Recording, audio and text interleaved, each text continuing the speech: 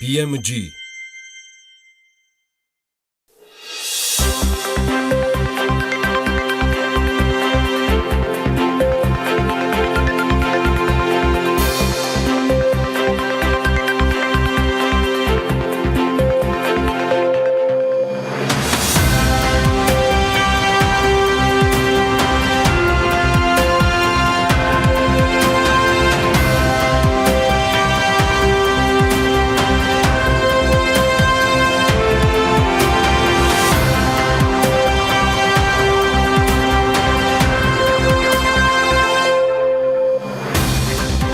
დილა მშვიდობისა ყველას 9 ოქტომბერიც დადგა ეს სამშაბათიც საქმიანია ჩვენი მაყურებლებისა და რესპონდენტებისათვის აბა ბედნიერი დღე ყველას ბოლო 10 წელიწადში ნომინალური ხელფასი 4.7 ჯერ კონკრეტულ რიცხვებში კი შემდეგი ზრდა არის 368-დან 999 ლარამდე ფიქსირდება.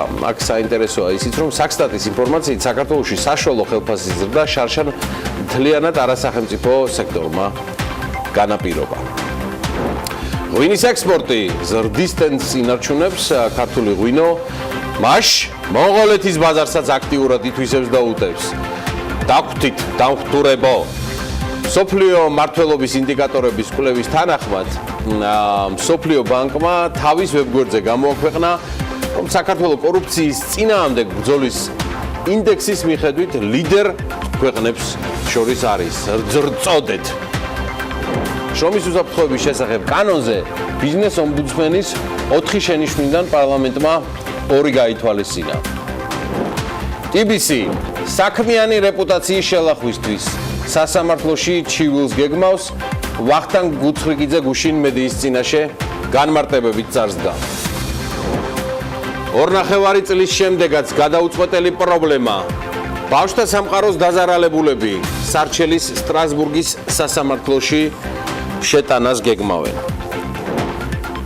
კომპანია ჯეოსელმა არსებობა შეწყვიტა სიქმნეთმა ყველა აქტივი და ვალდებულებაც სრულად გადმოიბარა. რაჭული რთველი გრძელდება და ადგილობრივ ბიზნესს კიდევ ერთი ყურძნის გადამამუშავებელ საწარმოო ზედაშე ამბროლაურის მუნიციპალიტეტში სთავაზობს. გურმანებისთვის გვაქვს სიახლეები ქართული დელიკატესის დამბალ ხაჭოს სამრეწველო წარმოებას მხოვი 2017 წელს 2017 არა 2019 წელს იწყებს.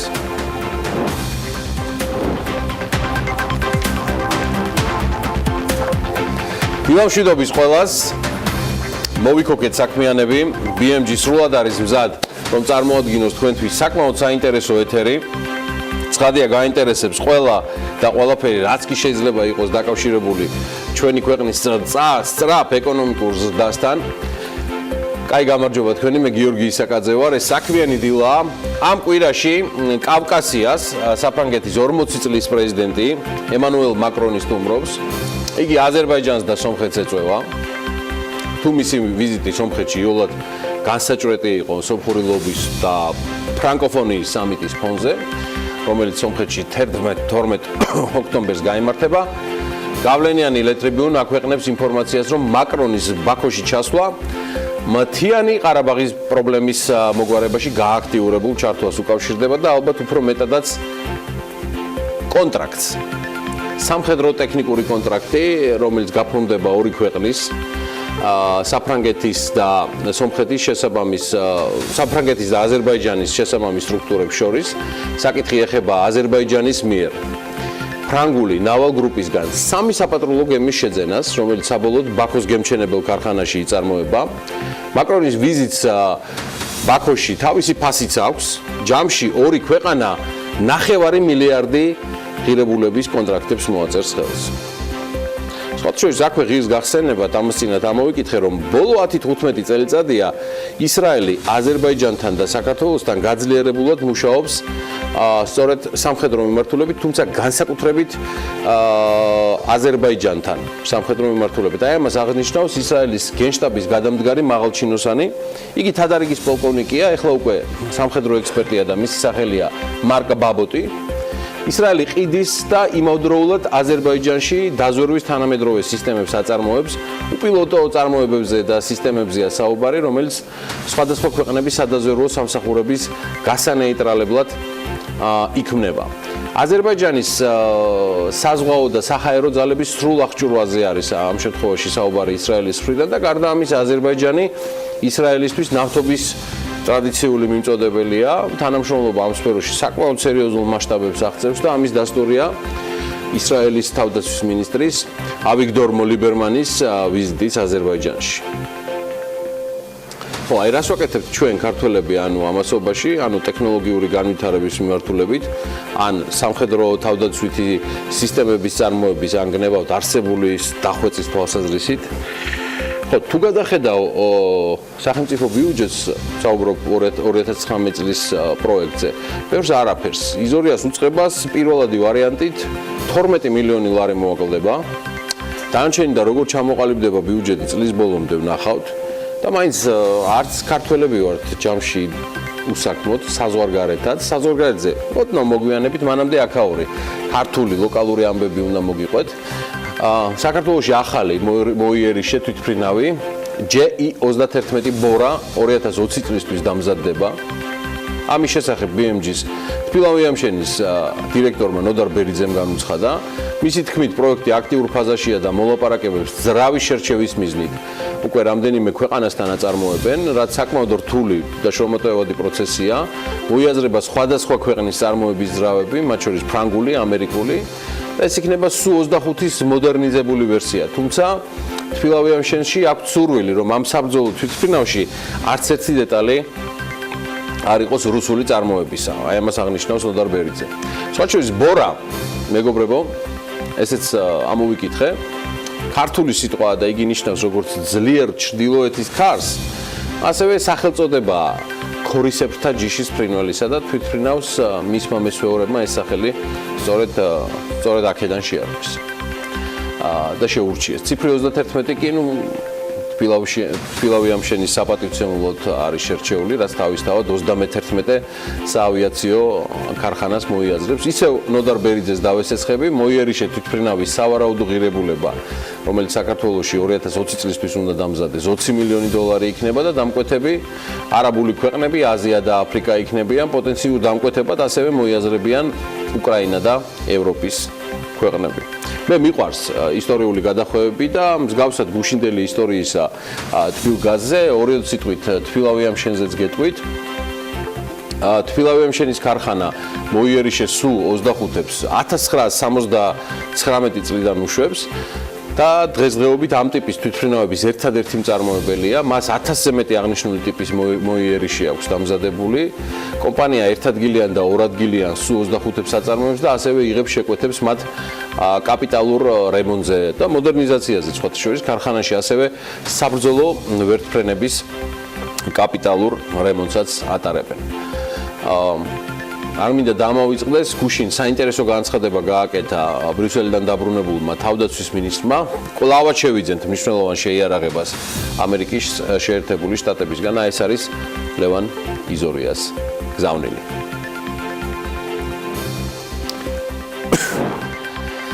ეხლა კი დაპირებული სიახლეები ქართველების ყოჩაღობაზე და მადლობა ღმერთს რომ არა ყაჩაღობაზე და უამრავი გემრიელობები საზღვარგარეთიდან.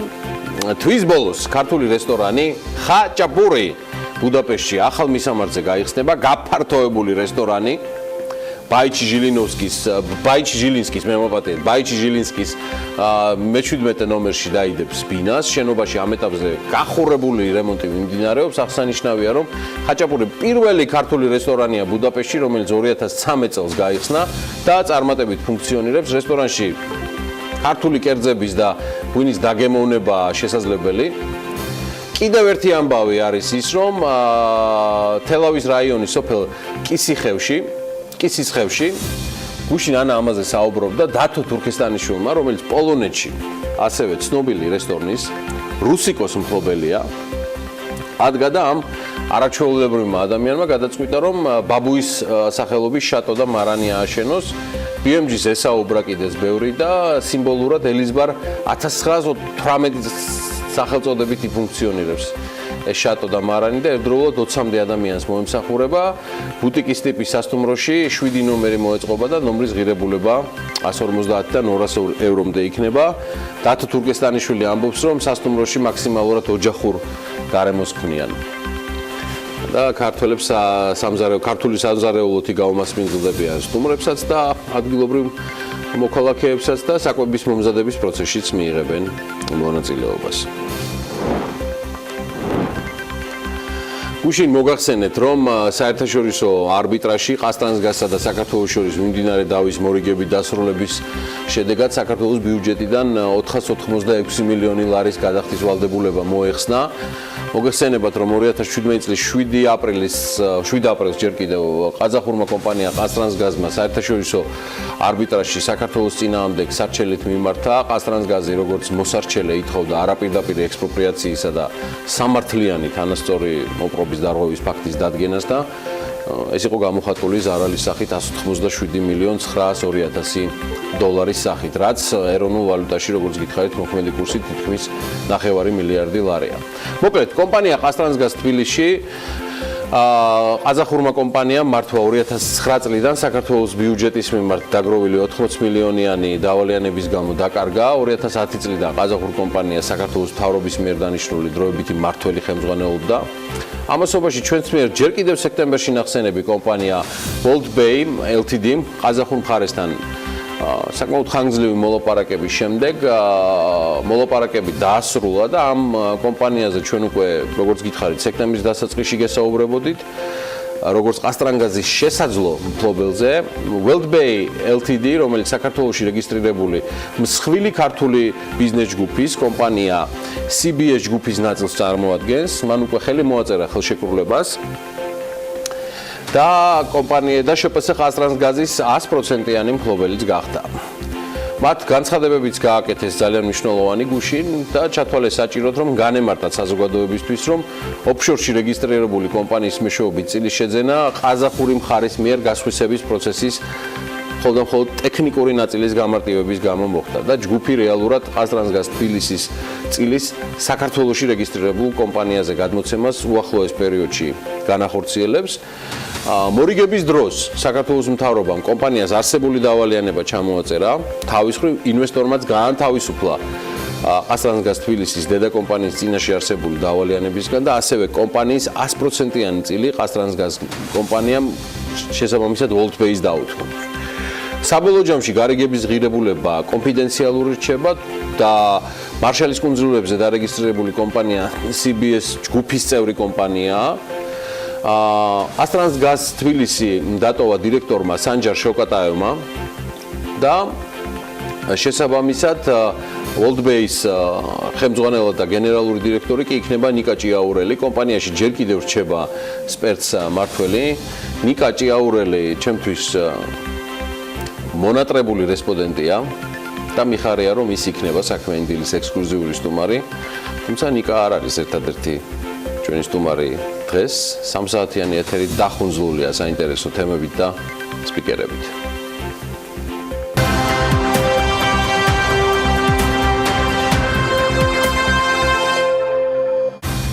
9 ოქტომბერს დილას საქმიანად იწყებენ თორნიკე გვაზავა, ევა ბოჭორიშვილი, გოგა მელიქიძე, ლევან მუხუზვა, ანდრო ასლანიშვილი, ნიკოლოზ ჭიაურელი და ლაშა ბერეკაშვილი. დილა საქმიანია ტელეპიროზე.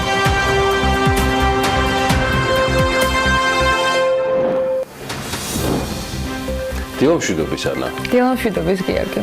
როგორ განწყობაზე ხარ? არა ჩვეულებრივზე, მით უმეტეს ასეთი აქტიური ემთხვევა თუ არა თქვენი განწყობა ჩვენი საეთეროს განწყობას? იმედი მაქვს რომ კი და მით უმეტეს ჯერ კიდევ არის დრო რომ ასეთი საინტერესო თემებით შეიქციონ თავი, როგორცაც დილიდან ვაცნობთ, თუმცა სულ რაღაც კვირა ნახევარი რჩება დაახლოებით არჩევნებამდე და ამ თემას ჩვენებურად რა თქმა უნდა ვეხმაურებით. თურქეთი, ირანი, რუსეთი, ეს არის ის სამი ძირითადი ქვეყანა, საიდანაც ყველაზე ხშირად მოქალაქეობის მიღებას ითხოვენ საქართველოში, შესაბამისად აკითხავენ იუსტიციის სახლს და ასეთი მოთხოვნებიც ფიქსირდება. საინტერესოა ბოლო 2 წლის განმავლობაში, მაგალითად 2016 წლის 16 სექტემბრიდან 2018 წლის 17 აგვისტომდე პერიოდში ჩვენს ქვეყანას მოქალაქეობა და ბინადრობის უფლება უცხო ქვეყნის რამდენ მოქალაქეს მიენიჭა. ნინი ლონგურაშვილის მომზადებული სიუჟეტი ვნახოთ ამ თემაზე. ბოლო 2 წლის განმავლობაში საქართველოს თავისი მომავალი 15229 უცხო ქვეყნის მოქალაქემ დაუკავშირა. 2016 წლის 16 სექტემბრიდან 2018 წლის 17 აგვისტომდე პერიოდში ყველაზე მეტი 6447 მოქალაქეობის მიმღები პირი არის რუსეთიდან, 298 თურქეთიდან, 194 კი ირანიდან. მოქალაქეობის მოთხოვნის სურვილით საქართველოს იუსტიციის სახლს 26040 პირი ესტუმრა აქედან, მხოლოდ 6303 არ დაკმაყოფილდა. ბოლო 2 წლის განმავლობაში ბინადრობის უფლების მოთხოვნის სურვილი 52258-მა უცხო ქვეყნის მოქალაქემ გამოთქვა, საიდანაც 38284 პირს დაუკმაყოფილდა, ხოლო 8344-მა კი უარი მიიღო. ამ ადამიანებს საქართველოში აქვთ ხმის მიცემის უფლება. არჩევნებში ხმის მიცემის უფლება ასევე აქვთ პირებს, ვინც ორმაგი მოქალაქეობის სტატუსი მოიპოვა, რაზეც ბოლო 2 წლის განმავლობაში 58153-მა უცხო ქვეყნის მოქალაქემ მიმართა იუსტიციის სახლს. ამ სტატუსის მფლობელი სრული უმრავლესობაც 41631 პირი არის რუსეთის მოქალაქე, 2336 თურქეთის, ხოლო 525 ირანის მოქალაქე. მათთან ერთად მოქალაქეობა მიენიჭა ამერიკის შეერთებული შტატების 1768 მოქალაქეს, 1222 აზერბაიჯანელს, 2158 ისრაელის, 1666 საბერძნეთის, 1936 სომხეთის, 1061 უკრაინის და 389 ყაზახეთის მოქალაქეებს. დანარჩენი ქვეყნების მონაცემები ამ ნიშნულს ბევრად ჩამოუვარდება. ჯამში იუსტიციის სახლს 118 სხვადასხვა ქვეყნის მოქალაქემ მიმართა. გერგი, საქართველოში სტუმრებსაც უხვად უმასპინძლდებით ხოლმე და არიწმუნებული ვარ, რომ არანაკლები სიუხვით ვიქნებით ქართული ღვინით მსოფლიოს სხვადასხვა ბაზარზე წარმოდგენილები. განახლებული მონაცემებით ქართული საექსპორტო ღვინის ღირებულება 22%-ით არის გაზრდილი. ღვინის ეროვნული სააგენტოს მონაცემებით იანვარ-სექტემბერში საქართველოსთან მსოფლიოს 53 ქვეყანაში ექსპორტირებულია 60 მილიონი ბოთლამდე ღვინო. ეს 13%-ით აღემატება 2017 წლის ამავე პერიოდის მაჩვენებელს და ექსპორტირებული ღვინის ღირებულება, ეს კი გაცილებით იოლი დასათვლელია, 150 მილიონი დოლარია და გასული წლის ანალოგიურ პერიოდთან შედარებით, ანა არც მეტი არც ნაკლები 22% შეადგინა. American Association of Wine Economics-ის მიერ გამოქვეყნებული მაჩვენებლების მიხედვით 2014-16 წლებში ექსპორტზე გატანილი 1 ლიტრი ღვინის საშუალო ღირებულებით $3.49 საქართველოს მსოფლიოში მეხუთე ადგილს იკავებს. ღვინის ეკონომისტების ამერიკული ასოციაცია პრესტიჟული ამერიკული ორგანიზაციაა და მის მიერ შედგენილი რეიტინგით პირველ ადგილზეა საფრანგეთი. მას ახალი ზელანდია მოსდევს. მესამე ადგილზე კი შეერთებული შტატებია. საქართველოს ერთი ადგილით ავსტრია უსწრებს, რომელიც რეიტინგში მეოთხე ადგილს იკავებს. საქართველოს ჩამორჩებიან ხორვატია, არგენტინა, პორტუგალია, გერმანია, იტალია და ასე შემდეგ. საქართველოს შემთხვევაში ექსპორტი გაზრდილია იაპონიაში 68%-ით, პოლონეთის შემთხვევაში 32%-იანი ზრდა და დიდი ბრიტანეთი 22%. ზრდა ფიქსირდება ევროპისა და ამერიკის მიმართულებებით. რუმინეთი, ჩეხეთი, ნიდერლანდები, გერმანია, ლიეტუვა, ესტონეთი, კანადა, საფრანგეთი, ლატვია და ასე შემდეგ. ასევე მზარდია ექსპორტი ტრადიციულ ბაზრებზე და აზიის მიმართულებით. თურქმენეთი 80%, ყირგიზეთი 54%, ყაზახეთი 30, მონღოლეთი 44, უკრაინა 27, ბელარუსის შემთხვევაში 13%-იანი ზრდაა და რუსეთში 11%. ცოტა ინფორმაცია კიდევ რომ მივამატოთ, ექსპორტი ორი ქვეყნების პირველი ხუთეული ასე გამოიყურება: რუსეთი, უკრაინა, ჩინეთი, ყაზახეთი და პოლონეთი. მოკლედ საინტერესო სტატისტიკაა მე მგონი. ღვინოზე და წლევანდელ მონაგარზე საუბარს დღეს კიდევ დაუბრუნდებით. საინტერესო სპიკერები გვეყოლება საქმიანი დილის შემდეგ ბლოკებში და არა მხოლოდ ღვინისა თუ ყურძნის მოსავლიანობაზე. მანამდე კი მოდი ხა ერთად უკვე ანა მოვქოკოთ დღევანდელი საქმიანი დილა. მაშასე, კომპანია სილქნეტმა შეძენილი აქტივის შერწყმის პროცესი საკმაოდ აქტიურად დაასრულა და ჯეოსელმა როგორც დამოუკიდებელმა კომპანიამ არსებობა შეწყვიტა. საწარმო ზედა შეში, სადაც წლიურად 60 ტონაზე მეტ ყურძენს გადაამუშავებენ, სეზონზე 65 ადამიანი არის დასაქმებული. ადიგენსა, დერცელსა და კიკიბოსთან მისასვლელი შემოვლითი გზის მშენებლობა 2018 წელს ვერ დაიწყება. გაეროს მსოფლიო ტურიზმის ორგანიზაცია აღმასრულებელ საბჭოში მისაღებად საქართველოს კანდიდატურას განიხილავს. ინიციატივა ბუდაპეშტში ტურიზმისა და ციფრული ტრანსფორმაციის საერთაშორისო კონფერენციაზე საქართველოს ეკონომიკისა და მდგრადი განვითარების სამინისტროს ტურიზმის ეროვნული სააგენტოს ადმინისტრაციის ხელმძღვანელმა გიორგი ჩოგოვაძემ წამოაყენა გაეროს მსოფლიო ტურიზმის ორგანიზაციის კონფერენციას ცხადია დაესწრო მისი გენერალური მდივანი ზურაბ პოლოლიკაშვილი. ღონისძიებაში ასევე მონაწილეობდა აჭარის ტურიზმისა და კურორტების დეპარტამენტის თავმჯდომარე სულხან ღლონტი. აღმასრულებელ საბჭოში საქართველოს გაწევრიანებასთან დაკავშირებით გაეროს მსოფლიო ტურიზმის ორგანიზაცია უახლოეს მომავალში მიიღებს გადაწყვეტილებას. პოლიკა, აბა შენიცი ახლა, არ დაგვაღალატო. ყველაფერი დანარჩენისთვის არის ჰანა ლაპიაშვილი, რომელიც წარმოგვიდგენს ბიზნესზე და ეკონომიკაზე სიახლეებს 9 ოქტომბრისთვის. და სულ რამდენიმე წამში ძალიან საინტერესო ამბებს ვიწყებთ. წარმატებული ეთერი.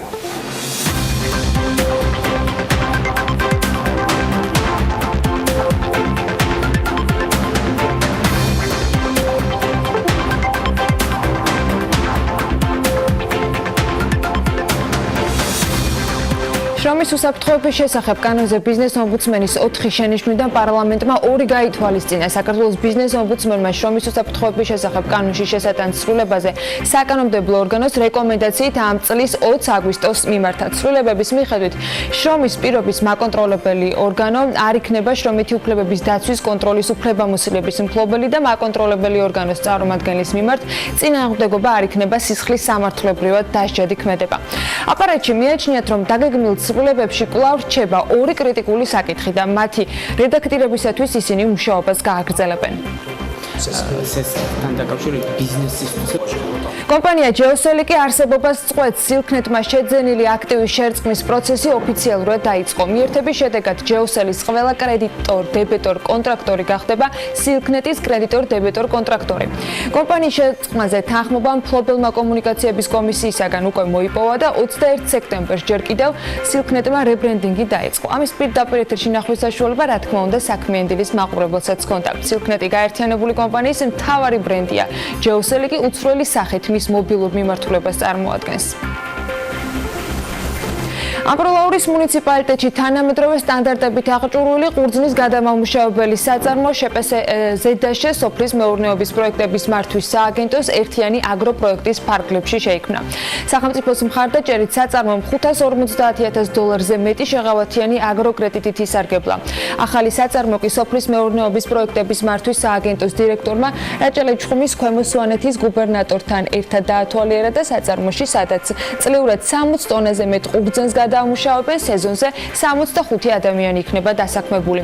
პროდუქციის რეალიზაცია ადგილობრივ ბაზარზე მოხდება. საწარმო აქტიურად არის ჩართული ასევე წლევანდელ რთველში, როგორც საკუთარი ვენახებიდან, ისე ადგილობრივი მევენახეებისგან იბარებენ ყურძენს.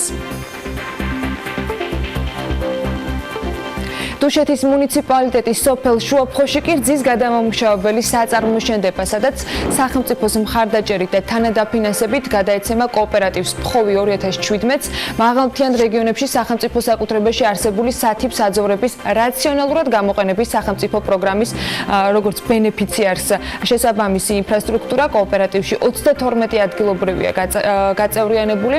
საწარმო კოოპერატივს საკუთრებაში თანადაფინანსებით ექნება 8 წლის განმავლობაში ინფრასტრუქტურა და 25%-ს გადაიხდიან. მხოლოდ საწარმოში, რომლის წარმატებაც იქნება 1,5 ტონა ტრადიციული პროდუქტის დამბალ ხაჭოს სამეწარმეო წარმოებას გეგმავს. ადიგენში დერცელსა და კიკიბოსთან მისასვლელი შემოვლითი გზის მშენებლობა 2018 წელს ვერ დაიწყება. სამხრეთ კარიბჭეს ინფორმაციით, გზის პროექტი მზად არის, თუმცა მერიას მის გასახორციელებლად თანხა არ აქვს. დერცელი კიკიბოს დამეწყრელი გზა გაზაფხულამდე ვერ შეკეთდება. შეპეს ჯეოროუდმა დერცელი კიკიბოს ალტერნატიული გზის მშენებლობისათვის პროექტზე მუშაობა დაასრულა და ადიგენის მერიას გადმოუგზავნა, თუმცა პროექტი ჯერ ტენდერზე არ დაუდიათ. პროექტის მიხედვით ახალი გზა 350 მეტრ სიგრძეზე მოეწყობა და ამისათვის 470.000 ლარამდე დაიხარჯება. Adigენის მერიაში ამბობენ, რომ გზის მშენებლობის დასაწყებად მუნიციპალიტეტს სახსრები არ აქვს. Როგორც Adigენის მერიის ინფრასტრუქტურის სამსახურის უფროსი განმარტავს, იმის გამო, რომ დაზამთრებამდე გზის მოწყობა ვერ მოესწრება, დამეწყრელ მონაკვეთს ისინი დროებით გაამაგრებენ. გურჯაანში კი ძველი სამშობიაროს მიმდებარე ტერიტორიაზე ტექნოპარკი აშენდება. პროექტი პარლამენტში მაჟორიტარი დეპუტატის ინიციატივით განხორციელდება. დავით სონღულაშვილმა კახეთის ხმასთან თქვა, რომ პროექტი ახალგაზრდებს იდეების განხორციელებაში დაეხმარება, მათ შორის პროტოტიპების შექმნაში. მისივე თქმით, ტექნოპარკის მშენებლობის დაწყების თარიღის შესახებ ინფორმაცია არჩევნების დასრულების შემდეგ გახდება ცნობილი.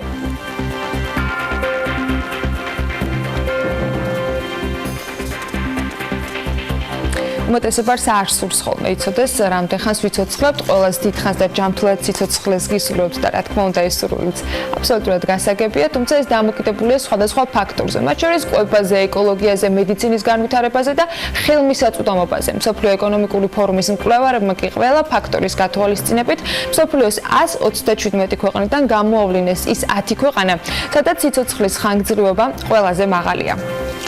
სამწუხაროდ საქართველოს ამ არც ამ ათეულში შედის, შეიძლება არც ასეულში, აი რომელია ის ბედნიერი ქვეყნები, რომლებმაც დამსახურებული ადგილი დაიკავეს კლაუშვაბის სოფლიო ეკონომიკური ფორუმის რეიტინგში, ამას სალომე ჭიბაშვილის სიუჟეტიდან შევიტყვით.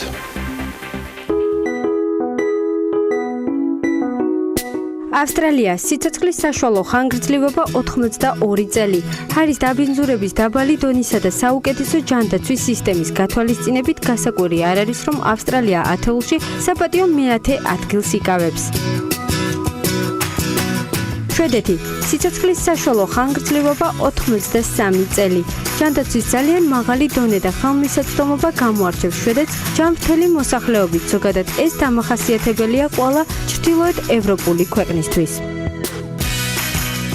სინგაპური სიცოცხლის საშუალო ხანგრძლივობა 83 წელი. პატარა ქალაქის სახელმწიფო კეთილდღეობის ძალიან მაღალი ინდექსით გამოირჩევა. ქვეყანა ითვლება არა მხოლოდ ინვესტიციების, არამედ ინოვაციების მსოფლიო ცენტრად, მათ შორის მედიცინის დარგში.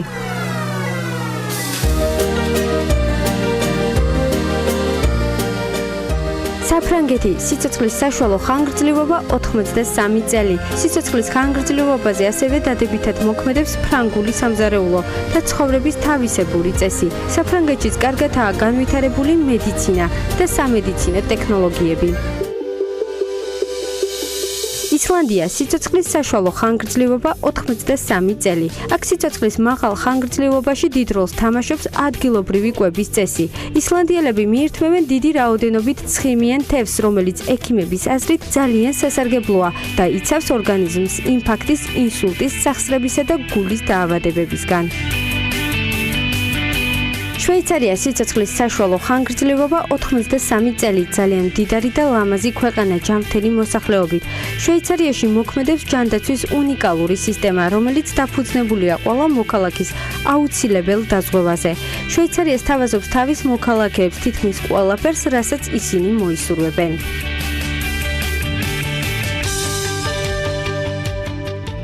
ესპანეთის სიცოცხლის საშუალო ხანგრძლივობა 84 წელი. ესპანეთისთვის დამახასიათებელია ჯანდაცვის დაფინანსების დეცენტრალიზაცია და ამავე დროს ყველა საზოგადოებრივი რესურსის თავმოყრა ჯანდაცვის ერთიან ეროვნულ სისტემაში. თუმცა ესპანელების სიცოცხლის მაღალი ხანგრძლივობა ძირითადად უკავშირდება ადგილობრივ სამზარეულოს, სადაც ბევრია მწვანილი და ზღვის პროდუქტები. იტალია სიცოცხლის საშუალო ხანგრძლივობა 84 წელი. ექსპერტების ვარაუდით, ისევე როგორც ესპანეთში, იტალიაშიც მოსახლეობის კარგი ჯანმრთელობის ძირითადი მიზეზია ადგილობრივი სამზარეულო, სადაც ბევრია მწვანილი, ბოსტნეული, ხილი და ზღვის პროდუქტები. აღსანიშნავია ასევე კარგი კლიმატი, რომელიც ახდენს დადებით ზეგავლენას სიცოცხლის ხანგრძლივობაზე. იაპონია სიცოცხლის საშუალო ხანგრძლივობა 84 წელი. დიდი ხნის მანძილზე იაპონია ლიდერობდა მსოფლიოში სიცოცხლის ხანგრძლივობის მხრივ, თუმცა 2019 წელს გადაინაცვლა მეორე ადგილზე და პირველობა ჰონგ-კონგს დაუთმო. იაპონიაში ძალიან მაღალია სამედიცინო მომსახურების დონე. ასევე ერთ-ერთი ყველაზე დაბალია ჩვილ ბავშვთა სიკვდილიანობის მაჩვენებელი. ჰონგ-კონგი სიცოცხლის საშუალო ხანგრძლივობა 85 წელი. იგი მსოფლიოს ეკონომიკური ფორუმის რეიტინგის ლიდერია. ამ პატარა ქალაქ სახელმწიფოში 42 სახელმწიფო და 11 კერძო კლინიკაა, რომელიც 7.2 მილიონ ადამიანს ემსახურება. ჰონგ-კონგის მედიცინა ერთ-ერთი საუკეთესოა მსოფლიოში.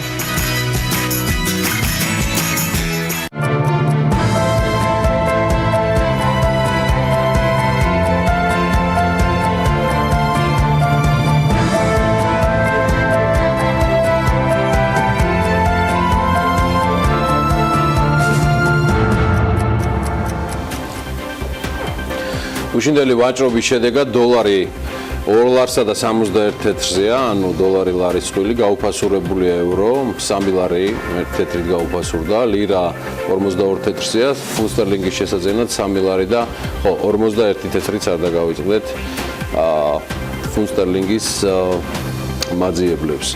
ეროვნულმა ბანკმა ბანკებისთვის გამკაცრებული სარეზერვო ნორმის პირველი ეფექტი მიიღო, კითხულობთ მათ პრეს-რელიზში.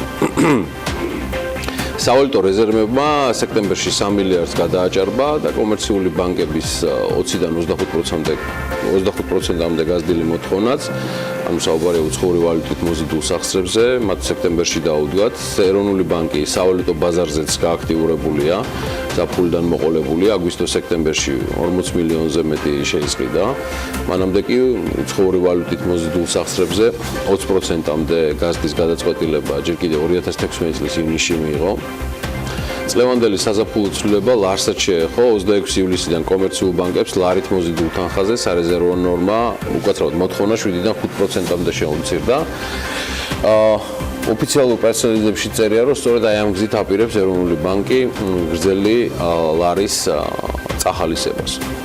მე არ ვიცი, რას ახალისებს ეროვნული ბანკი და ქართული ოცნების ეკონომიკური გუნდი, მაგრამ დღეიდან მოყოლებული ჩვენ საკმაოდ აქტიურად გავაშუქებთ რეგულაციების იმ ახალ პაკეტს, რომელიც ჩვენთვის ცნობილი რამდენიმე ბატონის ტვინის ნაჟურია, რაც სერიოზულ პრობლემას არა მხოლოდ კომერციულ ბანკებს, არამედ მთლიანად ქვეყნის ეკონომიკას უქმნის, რაც ძალიან სერიოზულად შეაფერხებს არა მხოლოდ ცეცხლების გაცემას ამ ქვეყანაში, რომელზეც როგორ თქვა მინისტრმა ქობულიამ, მანქანებით არიგებდნენო რეგიონებშიო. ეს მისი ნარატივია, თემას ლექსიკაში და ფრაზეოლოგიაში გაჯიბრებას ნამდვილად არ ვაპირებ. თუმცა ის რა რეგულაციების შემოღებასაც გეგმავს ეროვნული ბანკი, თუმცა კიდევ ერთხელ ხაზს უსვამთ, რომ ეს არ არის მხოლოდ ეროვნული ბანკი. ეს არის საქართველოს მმართველი პარტიის ქართული ოცნების ეკონომიკური გუნდის ნააზრევი და დამოკიდებულება ამ სფეროს მიმართ ეს სერიოზულად შეზღუდავს ეკონომიკურ პროცესებს საქართველოში. ამ რეგულაციების დიდი ნაწილის ამოქმედება 1 ნოემბრიდან იგეგმება, მათი ნაწილის ასევე 1 იანვრიდან. სამწუხაროდ ბიზნესი და კომერციული სექტორი მთლიანად, ასევე ბანკები კვლავ მდუმარებით არიან, როგორც იყვნენ მდუმარებით სისხლიანი 9 წლის დროს და მათ შორის გივი გუმბარიძის და პავლე გივლაშვილის დროსაც. შესაბამისად, ამაზე ვისაუბრებთ ჩვენ. მანამდე კი უფრო საინტერესო და დაზუსტებული პროგნოზი, ეს არის გარემოს ეროვნული სააგენტოს ინფორმაცია. მოვისმინოთ ამინდის პროგნოზი. ამინდის პროგნოზის სპონსორია SEU Development.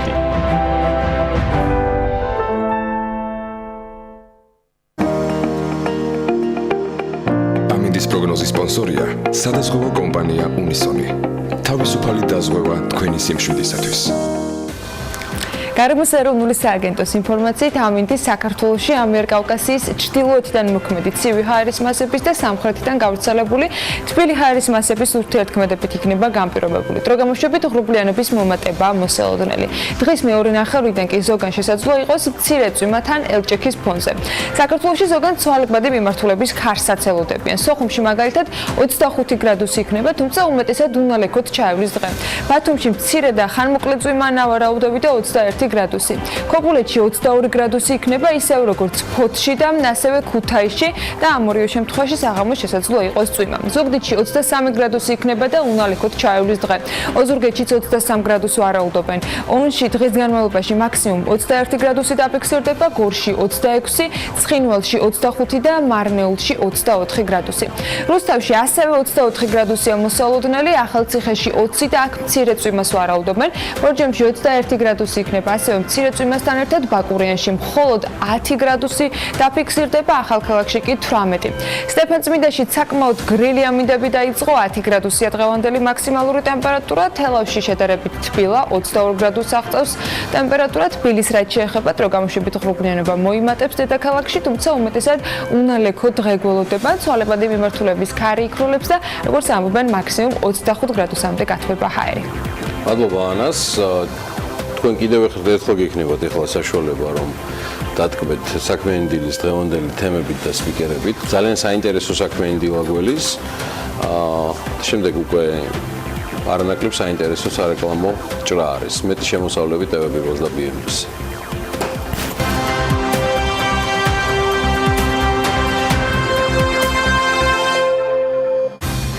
9 ოქტომბერს დილას საქმიანად იწყებენ თორნიკე გვაზავა,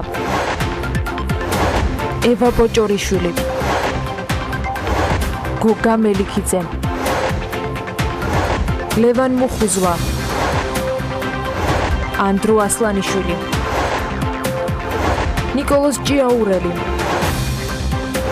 და ლაშა ბერეკაშვილი. დილა საქმიანია TV პირველზე.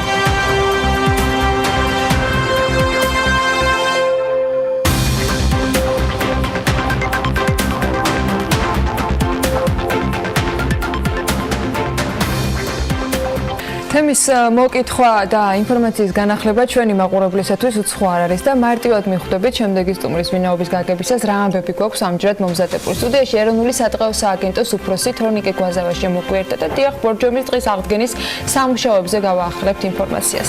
ბორჯომის ხეობაში, სოფელ დაბაში 2008-17 წლის აგვისტოს თვეში აზრით დაზიანებული ტყის აღდგენითი სამუშაოები მიმდინარეობს. ამ დროისთვის უკვე დარგვის სამუშაოები დაიწყო. რა ეტაპზეა ხანძრის შედეგად დამწვარი თითქმის 953 ჰექტარი ტყის ნაწილი და რა სამუშაოებს მოიცავს პირველი ეტაპის აღდგენისთვის საჭირო გეგმა. ამაზე უკვე სტუმართან ვისაუბრებთ. მე მივესალმები ბატონ თორნიკე გვაზავას, იგი ეროვნული სატყეო სააგენტოს უფროსია. დილამშვიდობის. მოგესალმებით, დიდი მადლობა მოწვევისთვის. მადლობთ რომ ხართ ჩვენთან ერთად. მივესალმებით თქვენს მაყურებელს. შედარებით მშვიდობიან ზაფხულს გილოცავ. შედარებით ნამდვილად მშვიდობიანი იყო, ჟარჟანდეს თუ შევადარებთ და რამდენი სწორი იყო სტატისტიკა, ანუ უკაცრავად 953 ჰექტარზეა ბატონო. სამწუხაროდ სწორი არის სტატისტიკა, 953 ჰექტარზეა. სასიხარულო თუ ჩავთვლით იმას, რომ 2008 წლის ნახანძრალი იყო 700 ჰექტარი და ეს გამეორდა და დაემატა დაახლოებით 253 ჰექტარი 2017 წელს. თუმცა აღდგენითი სამუშაოები ერთდროულად არ მიმდინარეობს. რა მოცულობაზე მუშაობთ ამ დროისათვის? გიორგიმ დარგვა ახსენა, ეს წინასწარ ინფორმაციითაც ცნობილი იყო, რომ ოქტომბერში უნდა დაწყებულიყო. დადგა თუ არა ოქტომბრის ის პერიოდი, როცა დარგვის სამუშაოები იწყება და რა პერიოდი გაიარა ამ ტერიტორიამ, ვიდრე დარგვამდე მივიდოდით? კი ბატონო, მოკლედ მოგახსენებთ იმას, რომ ერთი წელია ჩვენ მუშაობთ მოსამზადებელ სამუშაოებზე. რაც წინ უძღოდა ამ დარგვას თავისთავად, ეს გახავთ ის, რომ შეიქმნა პირველ რიგში კომისია, მეტყევე სპეციალისტებთან ერთად კომისიაში შედიოდნენ გეოლოგები, ნიადაგწოდნები, არასამთავრობო წარმომადგენლები. კომისიის დასკვნის შედეგად ლაბორატორიულად იქნა შესწავლილი ნიადაგის მდგომარეობა და ამის შემდეგ გადაწყდა ის სახეობები, რაც უნდა დაირეკას და ოქტომბრიდან ამ სეზონზე, ანუ შემოდგომის სეზონზე პროექტი არის მომზადებული და პირველ ეტაპზე 154 ჰექტარზე დაირღება 400,000 ნერგი. თუმცა სამწინარი სამუშაოები მთლიან ტერიტორიაზე მიმდინარეობდა? არა, ეს ეტაპობრივად ხდება პროექტის მიხედვით, მოგახსენება ტყის აღდგენა ურთულესი და გრძელვადიანი პროცესია, ამიტომ 250 ჰექტარი არის პირველ ეტაპზე შემოდგომა გაზაფხულზე, რომელიც იქნება აღდგენილი. შემოდგომაზე იქნება 154 ჰექტარი, გაზაფხულზე დანარჩენი. ეს ის ნაწილი არის, რომლის ნიადაგი უკვე ადაპტირდა. კი ბატონო. ამზად არის. კი ბატონო და ჩვენ ძალიან დიდი იმედი გვაქვს, რომ ისევ რა თქმა უნდა გრძელვადიანი პერიოდია, მაგრამ ხშირი და ლამაზი ტყე იქნება ბორჯომის ხეობაში. რა საკის ნარგავებით იქნება ეს აღდგენის სამუშაოები დაწყებული, იმიტომ რომ ისედაც ახლა ნახევარი საუკუნე მაინც დაჭირდება ალბათ იგივე მდგომარეობა, იმიტომ რომ მივიდეს ეს ტყე, მაგრამ რა მოცულობის ნარგავებით? ეს სახეობები საერთოდ 2-3 წლის ირგვება, იმიტომ რომ გახარების მეტი პროცენტია, რაც უფრო მეტი წლის არის ენერგი, მოგეხსენებათ, რომ სისტემატური მორწყვა არ ხდება დღეში და ასე შემდეგ. ანუ ყოველთვის ჩვენივე სანერგეში გამოყვანილი ენერგი ჩვენ ყველა რეგიონში გაგვაჩნია სანერგები განსაკუთრებით სამცხე შავახეთში ძირითადად დაირღვევა ფიჭვის სახეობა ორწლიანი, კავკასიური ფიჭვის, ასევე ფოთლოვანი იქნება ტყის სახეობები, მუხა, იფანი, ნეკერჩხალი და ასე შემდეგ. აქ ყველაზე მნიშვნელოვანია რომ არ გამომრჩევს რომ მთლიანად დასაქმებული ყავს ადგილობრივი მოსახლეობა სოფელი დაბის. დაჭირდა თუ რა გადამზადება თუ უკვე არსებობდა? იმდენი ხანი თანამშრომლობ ჩვენ მოგეხსენებათ 2008 წლის ხანძრის შემდეგ ნახანძრალზე დაახლოებით 280-200 ჰექტარამდე გაშენებული ჰქონდა, რომელიც თავიდან მოგვიწევს გაშენება და ეს ხალხი იყო ჩართული ტრენინგებიც ჩატარებული იყო თავის დროს, მაგრამ იმდენად პრაქტიკული გამოცდილება აქვს უკვე რომ მუშახელი ამ დრომდე ჩატარებული სამუშაოების ხარჯები მაინტერესებს და წლის ბოლომდე დაახლოებით თუ ბიუჯეტში არის კონკრეტულად ამ ნაწილში თანხები გაწერილი, რა მიემართება? ანუ ბატონო, ვიდრეც გადავალთ კერძო სექტორი რამდენად უჭერს ხარჯს და არის სინქრონში თქვენთან გვაინტერესებს რამდენად არის სატყეო სააგენტო გამაგრებული იმ საბიუჯეტო სახსრებით და მყარად გრძნობ თავს, იმიტომ რომ ეს ყველაფერი დიდ ფინანსებთან არის დაკავშირებული. სატყეო სააგენტოს გარდა საბიუჯეტო დაფინანსებისა საკუთარი შემოსავლები გააჩნია, რომელიც ყოველწლიურად მზარდია, ასე ვთქვათ. ჩვენ წინასწარ ბიუჯეტი ყოველთვის დაგეგმილი და მთავრობა ყოველთვის ხარს გვიჭერს, იმიტომ რომ თქვენ იცით, რომ ეს დარგი არა მარტო ქვეყნისთვის და მთელი საზოგადოებისთვის არის ესეთი პრიორიტეტული. ამასთან დაკავშირებით ყოველთვის, ასე ვთქვათ, ჩვენ წინასწარ გათვლია ის სანერგეები, ასე ვთქვათ, ენერგიის გამოყვანა,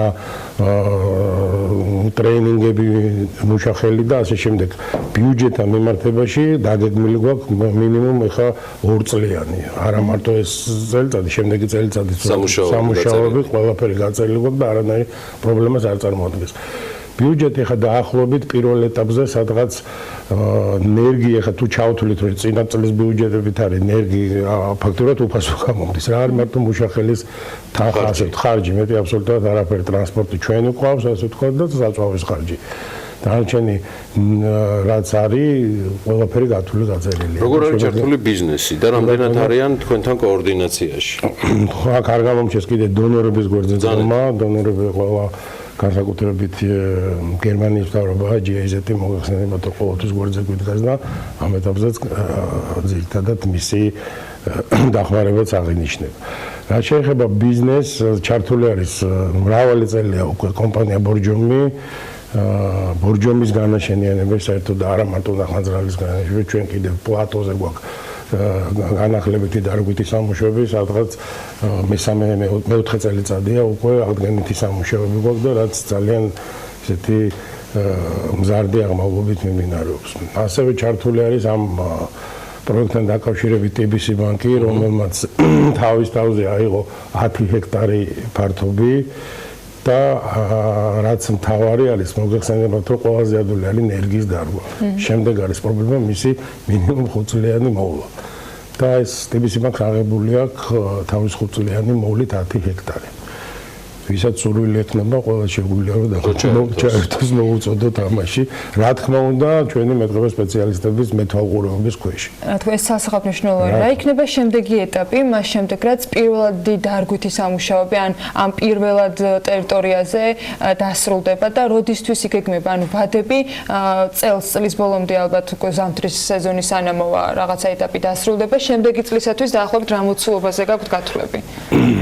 ну ესე იგი 250,000 გვაქვს 2018-ში და 2019-ში გათვლილი და ეტაპობრივად შემდეგ წლებზე თითქმის მაგდენი. ეხლა რაც შეეხება თქვენ გძანეთ, მოგესალმებით რომ 100%-იანი გახარება არსად არ არსებობს ენერგიის და შემდეგ გაზაფხულზე იქნება ალბათ რაც არ გაიხარებს იმის ჩანაცვლება და ახალი ფართობის განაშენიანება. და იქ უკვე ისევ ეტაპობრივად იწყება ჯერ მიწის სამუშაოები და მონიტორინგი თავისთავად და გაწერილი გვაქვს ტელეფონში. ბორჯომი პრიორიტეტია, ბატონ თორნიკე, გასაგებია, რა ხდება სხვა ტერიტორიებზე, რომელ ტერიტორიებთან დაკავშირებით, წელსაც სამწუხაროდ საქართველოში იყო რამდენიმე ლოკალური, მაგრამ მაინც ძლიერი ხანძრები. ეს იყო შარშან-წინაც, იმ ტერიტორიებზე რა ყურადღება არის მიქცეული სატყეო სააგენტოს მხრიდან? წინა როგორც მოგახსენებთ, ყველა რეგიონში გვაქვს ზუსტად ზუსტად აი გასაშენებელი ფართობებისთვის სანერგეები. ნუ კახეთში გქონდა ჩვენ კიდე შარშან ხანძარი და ეტაპობრივად გაზაფხულზე გვინდა მისი ჩანაცვლება. ჩვენ 2019-ის ასევე გვაქვს პლანტაციები აკაციის ეს სხვა თემაა, მაგრამ უბრალოდ ეს არის სწრაფზარდი ჯიში, რომელიც შეიძლება სამეურნეო ტყით იქნას გამოყენებული და ჩვენ დავნერგეთ სწრაფი ზრდის პოტენციალი. 5 წელიწადში შეგიძლია გამოიყენო, ანუ მოჭრა ახლიდან დარგო, აი ესეთი პრინციპით 30 ჰექტარზე კახეთში ესეთი სანერგეც გვაქვს გაშენებული, უკვე მესამე წელია და რაღაც 14 საწდელი. კარგი, მიუხედავად ხო. ერთ კითხვას დავსვამ ისო ბორჯომს მინდა დავუბრუნდე, ვიდრე სრული განაშენიანება მოხდება, რა თქმა უნდა, სატყეო ნაწილში, ამ დრომდე იყო საუბარი, რომ არის მეწყერის საშიშროება და ასე შემდეგ. დღეს რა ვითარება გვაქვს, ნიადაგი რამდენად არის გამოფიტული, ისე რომ ამ თქვათ გაზაფხულის სეზონისათვის განსაკუთრებით ამ რისკებს ველოდოთ. კი ბატონო, მოგახსენებთ, ზუსტად მაგისთვის იქ იყო ეს კომისია შექმნილი, სადაც ნიადაგმცოდნეებიც შედიოდნენ, გეოლოგებიც და ამის არანაირი საშიშროება არ არსებობს. ეს იყო სოფელ დაბაზე საუბარი და დასკვნა გვიდევს ჩვენ კომპეტენტური სპეციალისტების მიერ, სადაც წერია, რომ ეროზიის არანაირი საშიშროება არ არსებობს, ნიადაგი მთლიანად მზად არის დარგვის სამუშაოებისთვის. ძალიან კარგი. და ბოლოსკენ რეფორმების კუთხით 2019 წლის ბიუჯეტი მიუხედავად იმისა, რომ თქვენ გარკვეულწილად შემოსავლები საკუთარი საქმიანობითაც გაქვთ საქართველოს კანონმდებლობის შესაბამისად, რამდენად მწყობრად არის ყველაფერი დაგეგმილი და მზარდია სატყეო სააგენტოს მიმართულებით ეს ბიუჯეტი და შესაბამისად რა ტიპის რეფორმებს გეგმავთ კიდევ სააგენტოში?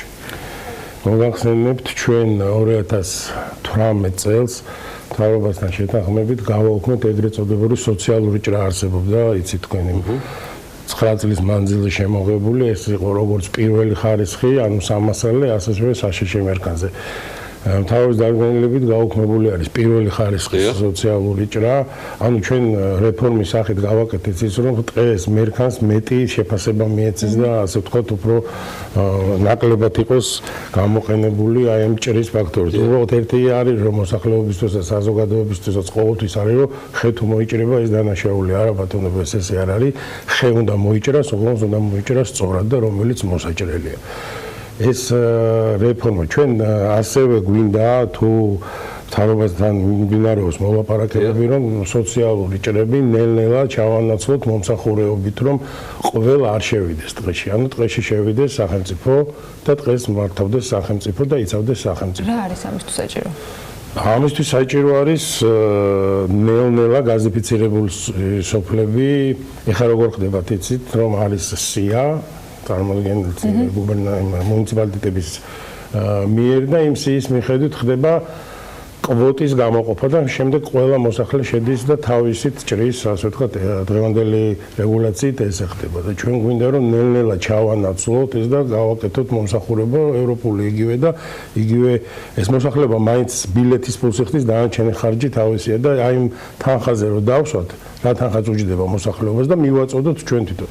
ეს მოგცემს იმას, რომ სწორად მოიჭრება რა და აღარ გვექნება იმდენი უკანონო ჭრა თავისთავად და აღარ განადგურდება ესე თქმა. პრინციპული თანხმობა წესით უნდა არსებობდეს მთავრობის მხრიდან, მითუმეტეს აქტიური მუშაობა. პრინციპული თანხმობა არსებობს, უბრალოდ ტექნიკური აი ხარებს ვამუშავებთ ახლა. ის ბოლომდე შეიძლება ველოდოთ ამის. არის ალბათ 2020 წლიდან ვფიქრობთ ამის არის თუ არა აი ბოლოს რაც თქვენ ახსენეთ ნაწილი ეს ყველაფერი იმ რეფორმებისა, რაც ჯერ კიდე სრულად ახალი მოსული იყო პრემიერ-მინისტრად მამუკა ბახტაძემ ჯერ კიდევ სვანეთში რომ განაცხადა, რომ არის პროცესები, რომელიც არის პრობლემატური სამართავად, რეგულაციები, რომელიც დაუხვეწავია და რეგულაციები, რომელიც ჯამში მოსაყვანია. ის თემაც როგორ ამოიწურა ბატონ თერნიკა, ეგ რომ მოგვიყეთ, ამიტომ რომ ამ ეტაპზე რა არის, იმიტომ რომ ფინანსურმა პოლიციამ ჩვენ მოგვიყვა, გარკვეული დეტალები აქვს. ეხლა რა ეტაპზეა და აი ამ რეგულაციების შესახებაც რაც პრემიერ-მინისტრისგან მომდინარეობდა.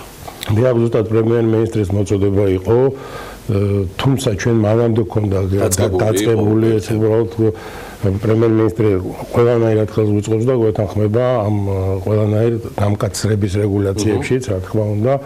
რაც შეეხება სვანეთის თემას, ჩვენ სატყეო სააგენტო თვითონ ამზადებს მერქნულ რესურსს. ეს რას ნიშნავს, რომ რაც მოსაჭრელია, დაუშვათ, იგივე პირველი ხარისხი იქნება თუ მეორე ხარისხი, ჩვენი დაგეგმვის შედეგად ცხადდება ტენდერები, მოსახლეობა იღებს მონაწილეობას და შემდეგ ჩვენი კონტროლის ქვეშ ხდება და ეს ხეთქი შემდეგ იყიდება აუქციონზე, საიდანაც გვაქვს საკუთარი შემოსავალი.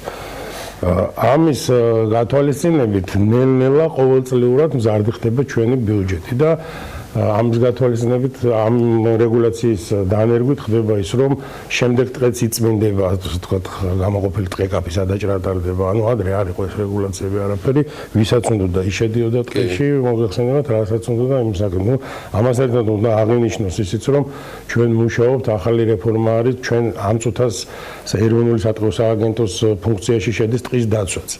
თუმცა ეროვნულ სატყეო სააგენტოს იმდენი ფუნქცია აქვს მეტყევური თვალსაზრისით, რომ ნამდვილად გვიჭირს ტყის დაცვა და 1 იანვრიდან ტყის დაცვა გადადის ჩვენივე სამინისტროში არსებობს გარემოს დაცვის დეპარტამენტი. ზემოწესების დეპარტამენტი და ვაპირებთ, რომ ეს ტყის დაცვა უკვე მუშაობთ მაგ თემაზე, რომ გადაეცეს ამ სამთვეში ბატონო. კი ბატონო, დაწყებული ხონდა მუშაობა და ზედამხედველობის კი, მაგაზე შეგვიძლია თუ ცალკე ბატონო და ამას სჭირდება რამე სამთავრობო განკარგულება თუ შიდა სტრუქტურული ცვლილება იქნება. ეს როგორ არის სამთავრობო განკარგულებაც სჭირდება და კანონშიც არის რაღაცა ცვლილების შესაძლებელი, იმიტომ რომ მოგახსენებთ, ახალი ტყის კოდექსი არის მისაღები, რომელიც უკვე პარლამენტში არის შესული და შემდეგ მიღების შემდეგ კიდე რაღაც პერიოდი უნდა ამ კოდექსის ამოქმედებას. ამიტომ პატარა ცვლილებები უნდა და რაც უკვე წარვადგინეთ კომიტეტში და ახმარება კომიტეტის თავმჯდომარეს და ანუ ჩვენი ხედვები და რეფორმები არის, რომ აი გადავარჩინოთ, მოუვაროთ და შევუნახოთ შთამომავლობას ტყე. წარმატებები. თორნიკე გვაზავა, ეროვნული სატყეო სააგენტოს უფროსი, დავანონსეთ კიდევაც მასთან საუბრისას, რომ ბევრ თემას, რომელიც ჩაიშალა ამ საუბრისას, კვლავ დაუბრუნდებით. ეხლა მოკლე რეკლამას, თუმარს გავაცილებთ და დაგიბრუნდებით ბიზნესის და ეკონომიკის სიახლეებით.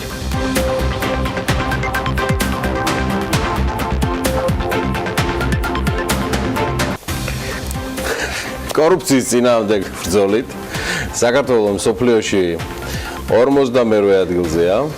აი ესეთები ხდება. საკანონმდებლო ორგანოში დღეიდან მომავალი წლის სახელმწიფო ბიუჯეტის პროექტის პაკეტის განხილვა იგეგმება და იწყება. TBC კი საქმიანი რეპუტაციის შელახვისთვის სასამართლოში ჩივილს გეგმავს.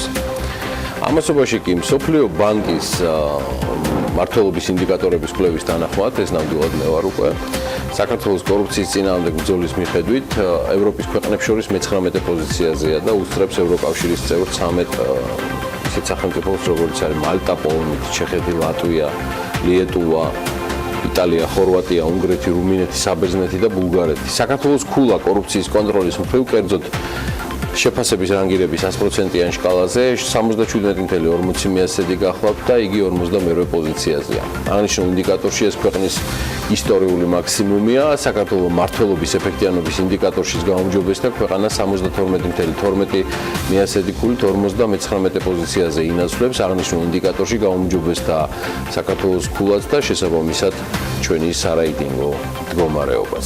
მსოფლიო ბანკის მსოფლიო მმართველობის ინდიკატორები 200 ქვეყნის მმართველობის მიმართულებით აფასებს 6 მიმართულებას.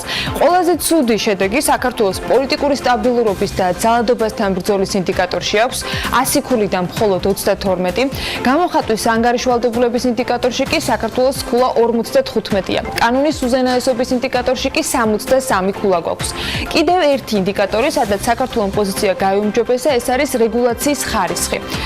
ქვეყანამ შეფასების რანგირების 100%-იანი სკალიდან 91.73% დაიმსახურა და 2017 წელს მსოფლიოში ამით 38 ადგილი დაიკავა. რეგულაციების ხარისხის ინდიკატორში უსწრებს ისეთ ქვეყნებს, როგორიც არის ესპანეთი, პორტუგალია, პოლონეთი, სლოვაკეთი, იტალია, უნგრეთი, ბულგარეთი, სლოვენია, მაკედონია, რუმინეთი, ხორვატია, საბერძნეთი, ყაზახეთი და მოლდოვა. ასევე აზერბაიჯანი, რუსეთი, ბელარუსია და კიდევ ძალიან ბევრი ქვეყანა. მოკლედ, საინტერესო რეიტინგია და ამ თემაზე ჩაშლა ძალიან საინტერესო არის მათთვის, ვისაც დეტალურად აინტერესებს ინფორმაცია, რა თქმა უნდა, Forbes-ზე შეუძლია კიდევ ერთი რეიტინგი წაიკითხოს. დღეიდან კი საქართველოს საკანონმდებლო ორგანოში მომავალი წლის სახელმწიფო ბიუჯეტის პროექტის პაკეტის განხილვა იწყება, რომელსაც თან ეკონომიკური თავისუფლების აქტში დაგეგმილი ცვლილებებიც ერთვის. განმარტებით ბარათში წერია, რომ კანონპროექტი მიზნად ეკონომიკური თავისუფლების შესახებ საქართველოს ორგანული კანონით დადგენილი ფისკალური წესების დაზუსტებას ისახავს და შესაბამისობაში მოყვანას საერთაშორისო სტანდარტებთან. საუბარში BMG-სთან ფინანსთა მინისტრის მოადგილე აღნიშნავს, რომ კანონპროექტი მომზადებულია საერთაშორისო სავალუტო ფონდის რეკომენდაციების შესაბამისად. რაც შეეხება კონკრეტულ ცვლილებებს, ეს წინი ასე გამოიყურება. საქართველოს ერთიანი ბიუჯეტის დეფიციტის შეფასება მთლიანში და პროდუქტთან არაუმეტეს 3%-ისა უნდა იყოს და ეკონომიკური თავისუფლების აქტში დაგეგმილი ცვლილებები ასევე შეეხება ვალთან დაკავშირებული ზღვრების ტერმინოლოგიასაც. რეალურად ნაერთი ბიუჯეტი ჩვენი კანონმდებლობით განმარტებული არის მხოლოდ მუნიციპალიტეტები და ცენტრალური ბიუჯეტი, ანუ სახელმწიფო ბიუჯეტი, რომელიც პარლამენტის მიერ მტკიცდება, თუმცა ამაში არ შედიოდა საჯარო სამართლის იურიდიული პირების მიერ მიღებული შემოსავლები და ამ შემოსავლების ფარგლებში დახარჯული თანხი, ასევე თუ ნაშთის გამოყენებას ან სესხის აღებას განახორციელებდა საჯარო სამართლის იურიდიული პირი. დღეს უკვე მოცემული პროექტის მიხედვით სრულად ყველა ორგანიზაცია, რომელსაც შეიძლება თეორიულად სესხი აიღოს, მოცემული იქნება როგორც დეფიციტიც, ასევე ვალის ნაწილში და შესაბამისად იზღუდება ის წრე, რომლის მიხედვითაც შესაძლებელი იყო მოვალი აღებულიყო ისე, რომ არ მახსოვრიყო ამ პარამეტრებში. გარდა ამ ცვლილებისა, ეკონომიკური თავისუფლების აქტს ემატება ახალი მუხლი, რომლის მიხედვითაც საქართველოს მთავრობას შესაძლებლობა ექნება, რომ განათლების სისტემის რეფორმის განხორციელების მიზნით 2025 წლამდე ერთჯერადად არაუმეტეს 3 წლის ვადით ერთიანი სახელმწიფო ბიუჯეტი დაგეგმოს ისე, რომ გადააჭარბოს ეკონომიკური თავისუფლების აქტით განსაზღვრულ საბიუჯეტო დეფიციტს, ანუ 3%-იან ზღვარს. თუმცა მთავრობას ჯერ არაფერი უთქვამს იმაზე, როდის და კონკრეტულად რა რეფორმისათვის ჭირდება ეს გამონაკლისი. მთავრობის ინიციატივაზე საპარლამენტო უმრავლესობის წევრებმა კომენტარის გაკეთება არ ისურვეს. ოპოზიცია აღნიშნავს, რომ მიუხედავად იმისა, რომ მაგალითად ვალის ნაწილში გარკვეული შეზღუდვების შემოღება და დაზუსტება მოსწონთ, ევროპული საქართველოს წევრი ზურაბ ჭიაბერაშვილი ამბობს, რომ ჯამში ამ ცვლილებებს მაინც ნეგატიური შედეგი ექნება. ეკონომიკური თავისუფლების აქტში დაგეგმილ ცვლილებებთან დაკავშირებით PM-ით კვლევითი მიმართულების დირექტორი კი აღნიშნავს, რომ თავისუფლების აქტში დაგეგმილი ცვლილებები მოსაწონია და ამ სიახლით განიმარტება რეცესია და კონკრეტდება მთავრობის ვალის დეფინიციაც. თუმცა ამბობს იმასაც, რომ დაანგარიშებისას კარგი იქნება, თუ სახელმწიფო საწარმოების ვალიც იქნება გათვალისწინებული. რაც შეეხება მეორე პუნქტს, რაც შეეხება განათლების პრიორიტიზებას, კი არსებობს რისკი, რომ მომავალ 5 წლის შემდეგ ასეთი პრიორიტეტი გახდეს სოფლის მეურნეობა, ხოლო კიდე 5 წლის შემდეგ ასეთი პრიორიტეტი გახდეს ჯანდაცვა, მაგრამ კონკრეტულ შემთხვევას თუ ავიღებთ, კი განათლებას სჭირდება მეტი ფული. და ამ კუთხით არის მცირე რისკი, რომ ჩვენ სახელმწიფო, რომელიც ძალიან ცოტა სახელმწიფოების სიაში არის, რომელიც ასეთი ტიპის ვალდებულებებს იღებს თავის თავზე და ამიტომ არის მომხიბვლელი ინვესტორებისთვის, ეს მომხიბვლელობა მცირედით შემცირდეს. ბავშვთა სამყაროს დაზარალებული მოიჯარეების სახელით კი საქართველოს სახელმწიფოს წინააღმდეგ სტრასბურგის სასამართლოში სარჩელი შევა. ამის შესახებ BMG-ს დაზარალებულთა ადვოკატმა მარიკა არევაძემ მიაწოდა ინფორმაცია. მისი თქმით, საუბარია ფაქტზე, როცა გასულ წელს დაზარალებულებმა პროკურატურასთან პროტესტის გამოხატვის მიზნით კარვის გაშლა დააპირეს, თუმცა ამის საშუალება არ მიეცათ. ადვოკატები აღნიშნავენ, რომ საქართველოში არც ერთი ინსტანციის სასამართლომ სარჩელი არ დააკმაყოფილა, ამიტომ ახლა დოკუმენტაციას უკვე სტრასბურგისთვის ამზადებენ. რაც შეეხება ქონებრივ დავას, ბავშვთა სამყაროს მფლობელებთან ამ საკითხთან დაკავშირებით ჯერჯერობით წინსვლა არ არის.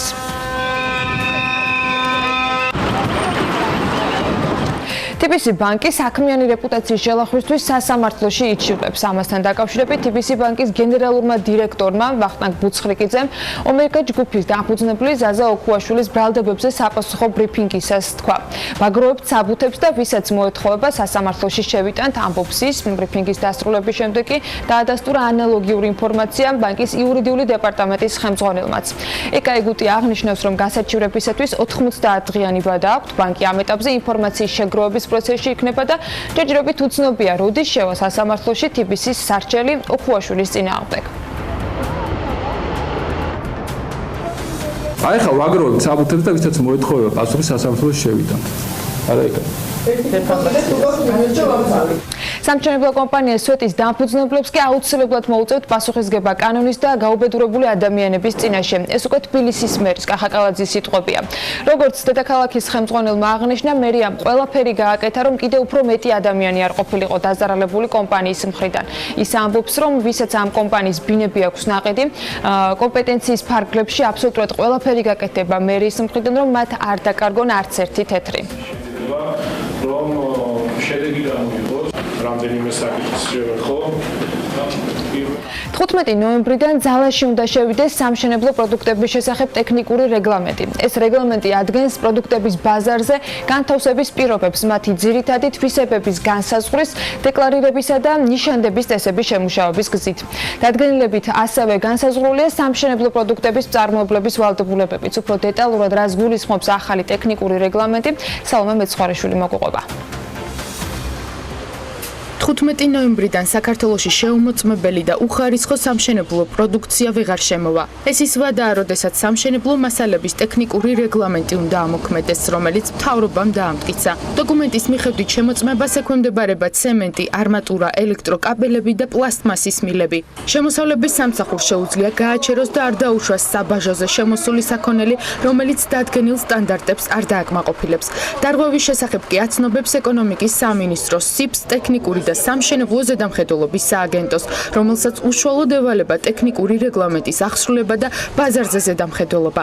შემოსავლების სამსახური იმპორტიორს ნაკლოვანებების აღმოფხვრისთვის ან რეექსპორტისთვის 6 დღის ვადას აძლევს. ვალდებულებები თავად ბიზნეს ოპერატორებსაც აქვთ. წარმოებელი იმპორტიორი ან დისტრიბუტორი, რომელიც ფლობს ინფორმაციას, ან აქვს საფუძვლიანი ეჭვი, რომ სამშენებლო პროდუქტი არ შეესაბამება ტექნიკური რეგლამენტით გათვალისწინებულ მოთხოვნებს, ვალდებულია დაუყოვნებლივ მიიღოს შესაბამისი მაკორექტირებელი ზომები, რათა პროდუქტი მოიყვანოს აღნიშნულ მოთხოვნებთან შესაბამისობაში. აუცილებლობის შემთხვევაში დისტრიბუტორი ვალდებულია შეუსაბამო სამშენებლო პროდუქტი ამოიღოს ან გამოითხოვოს ბაზრიდან. ევროპის სამოქალაქო ინჟინერთა საბჭოს ოფიციალური წევრი მიიჩნევს, რომ ტექნიკური რეგლამენტი არა მხოლოდ ჩამოთვლილ პროდუქციაზე, არამედ ისეთ სამშენებლო მასალებზეც უნდა გავრცელდეს, როგორიც საღებავები ან ლაქია, რადგან მათაც სერიოზული გავლენის მოხდენა შეუძლიათ გარემოზე. რეგლამენტის მიხედვით ბიზნეს ოპერატორებს დამატებითი დოკუმენტაციისა და კვლევების ჩატარება მოუწევთ, რამაც შესაძლოა პროდუქცია გააძვიროს, თუმცა სპეციალისტი მიიჩნევს, რომ პრიორიტეტი ხარისხი უნდა იყოს. არავითარ შემთხვევაში ჩვენ ბიზნეს ხერი არ შეუშალოთ, მაგრამ ამასთან ერთად ხარისხი უნდა წამოწიოთ პირველ ეტაპზე. ვინაიდან მთელი ჩვენი ქვეყნის ტერიტორია ძირითადად და თბილისი და მისი სხვა რეგიონები ჩვენი ქვეყნის სეისმურ აქტიურ ზონაში მყოფებით, აქედან გამომდინარე ბიზნესი ბიზნესია, მაგრამ მაქსიმალური ყურადღება უნდა მივაქციოთ ხარისხის ამაღლებას. და ამასთან ერთად მისი ერთ-ერთ კომპონენტს, მთავარ სამშენებლო მასალები. რა გავლენა ექნება ახალ რეგულაციებს ბაზარზე? ელექტროკაბელების მწარმოებელ კომპანია ენერჯი ჯორჯიაში მიაჩნიათ, რომ ტექნიკური რეგლამენტი სამართლიან კონკურენტულ პირობებს შექმნის და ადგილობრივ მწარმოებლებს დისკრიმინაციულ მდგომარეობაში აღარ ჩააყენებს. როგორც მწარმოებელი შენ აუცილებელი წესით უნდა აკმაყოფილებდე და უნდა ამ სტანდარტების შესაბამისად აწარმოებდე შენს პროდუქციას, მაშინ როცა დღემდე დისტრიბუტორებს, ასე ვთქვათ, წარმომადგენლებს, იმპორტიორებს ასეთი ტიპის ვალდებულება არ გააჩნდათ. ნებისმიერ ტიპის რაღაც ფარატინა ქაღალდი შეიძლება აიღოთ, არავინ არ კითხულობდა სინამდვილეში ეს პროდუქტი ამ სტანდარტებს შეესაბამება თუ არ შეესაბამება. სამშენებლო მასალების ხარისხის საკითხი ბოლო პერიოდში თავად კერძო სექტორმა არაერთხელ დასვა. ცემენტის ინდუსტრიის წარმომადგენლები აცხადებდნენ, რომ საქართველოში შემოსული ირანული კლინკერი არ აკმაყოფილებდა სტანდარტებს და დაბალ ფასად ქვეყანაში უხარისხო პროდუქტი შემოდიოდა. დღეს კი მთავრობაში მიიჩნევენ, რომ ტექნიკური რეგლამენტის ამოქმედება ხარისხიანი პროდუქციის განთავსებასა და დარგში მოქმედი ეკონომიკური ოპერატორებისთვის თანაბარ და სამართლიან ვაჭრობის პირობებს უზრუნველყოფს.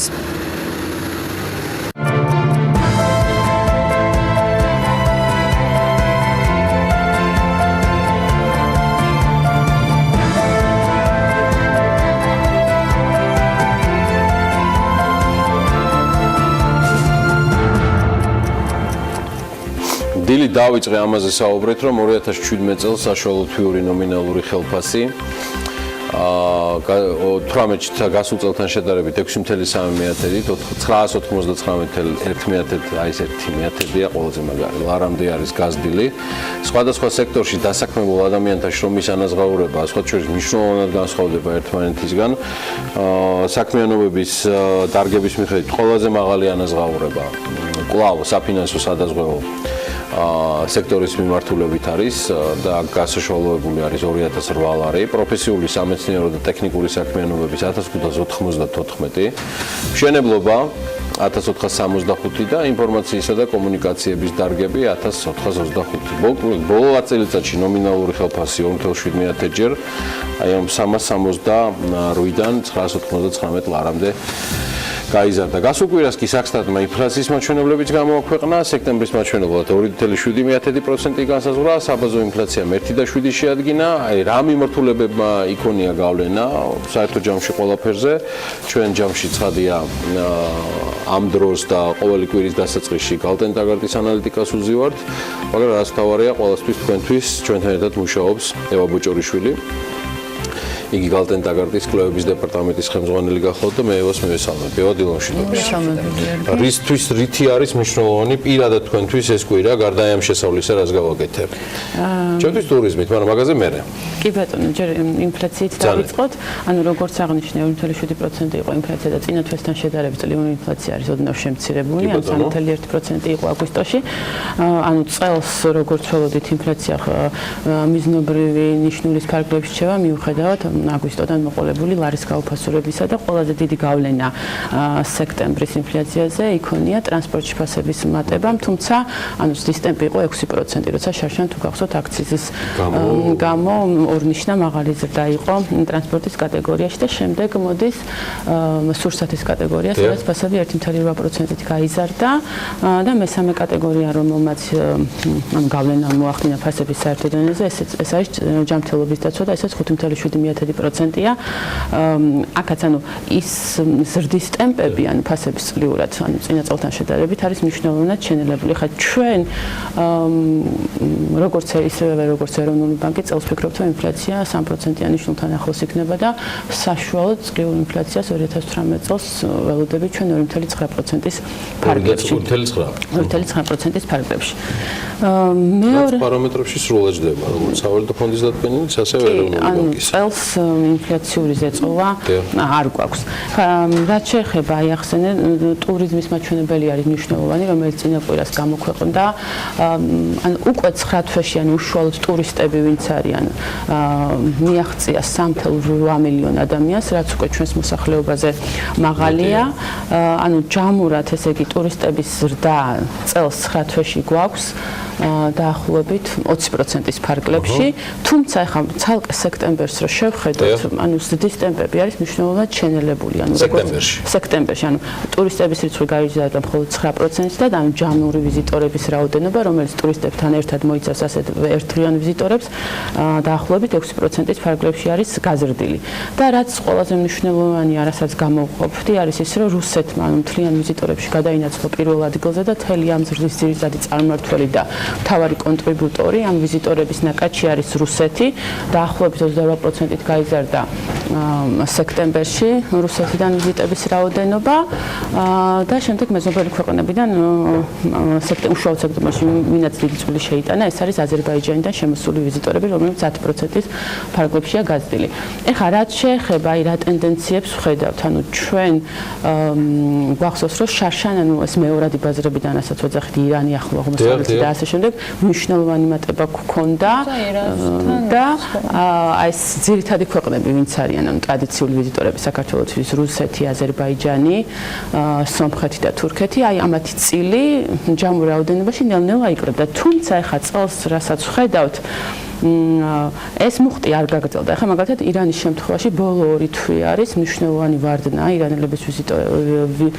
ირანელების მხრიდან და სექტემბერში ირანელი ვიზიტორები დაახლოებით 42%-ით შემცირდა. დაკავშირებით ირანში სანქციების ნაწილმა და იმ პრობლემებმა რაც ირანს ჰქონდა, თავად ეს არის ერთ-ერთი მთავარი გავლენის მოყვა. კი, ანუ ესე იგი აგვისტოში და სექტემბერში ან ჯამურად 23% არის შემცირებული, ანუ თითქმის განახლებული. 33 რა იმაზე? 23% არის ირანიდან შემოსული ვიზიტორების მარტო სექტემბერზე ამბობება? ჯამურად აგვისტოში დაიწყო ეს კლება და აგვისტო-სექტემბერში ჯამურად 23%. ირან ისე სექტემბერი მახსოვს თქვენ 42%-ია ვარდნა, ანუ კიდევ უფრო გაღრმავდა სექტემბერში. და კიდევ ერთ რასაც გამოვყოფთია თურქეთის შემთხვევა, ანუ აქამდე არ ჩანდა ვიზიტორების კრება თურქეთიდან, იმიტომ რომ ჯამურად 9 თვეში ისევ მნიშვნელოვანი ზრდა არის თურქეთიდან ვიზიტების, თუმცა სექტემბერში უკვე 9% არის შემცირებული უშუალოდ თურქეთიდან ვიზიტორების რაოდენობა და ეს სავარაუდოდ ახლა ლირას გაუფასურებას უკავშირდება. ეხლა რას ვფიქრობთ წლის ბოლომდე როგორ გაგრძელდება ვიზიტორების დინამიკა. ეხლა ბოლო თვეებში, აი ოქტომბერი, ნოემბერი, დეკემბერი რო შევხედოთ, ანუ ირანის წილი იმდენად მნიშვნელოვანი არ არის, აი შაშანდელ რიცხვებს რო გადავხედოთ, როგორც წინა თვეებში იყო და ამიტომ ვფიქრობთ, რომ ჯამურად ტურისტების რიცხვი ჩვენ ვარაუდობთ, რომ წელს შემოვიდა და დაახლოებით 4.9 მილიონი ტურისტი და ვფიქრობთ, რომ ეს რიცხვი დაახლოებით იქნება 4.7-4.8 მილიონი ადამიანი. ეხლა რაც შეეხება უშუალოდ ტურისტულ შემოსავლებს, 9 თვეში არის გაზრდილი 20%-ით, მნიშვნელოვანი მატება 2 მილიარდ 600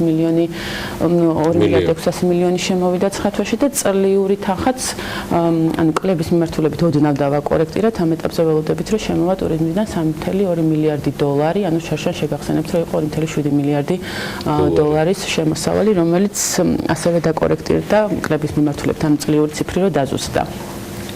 და კიდე რაც არის მნიშვნელოვანი, ანუ თუ გახსოვთ აგვისტოში რეზერვები იყო შემცირებული, ეროვნული ბანკის რეზერვები, სექტემბერში ეს სურათი შეიცვალა, წლურად დაახლოებით 4% არის გაზრდილი რეზერვები და 3.2 მილიარდ დოლარი შეადგენს და ანუ თვის ჭრიშულ დაახლოებით 300 მილიონი დოლარით არის გაზრდა. ანუ ჩვენ გვახსოვს, რომ იყო ინტერვენციები სექტემბერში დაახლოებით 25 მილიონი დოლარი შეისყიდა ეროვნულ ბანკმა, მაგრამ ამაზე ეს არ იყო ეს მთავარი განსაზღვრელი ამ რეზერვებისთვის, ამ სავარაუდოდ ამაზე გავლენა იქონია მთავრობის სავალუტო ოპერაციებმა და მოხდა გარკვეული თანხების ჩამორიცხვა დონორებიდან, როგორც იყო დაგეგმილი. ანუ ამას ჩვენ დეტალურად ვერ ხედავთ, მაგრამ რადგანაც ანუ რეზერვებს არ ქონდა მნიშვნელოვანი გავლენა ამ ზრდის მიმართულებით. სავარაუდოდ შეგვიძლია ვივარაუდოთ, რომ ეს არის. მაგრამ ეგ ხო საბოლოო ჯამში გამჭვირვალეა რაღაცა ეტაპის შემდეგ.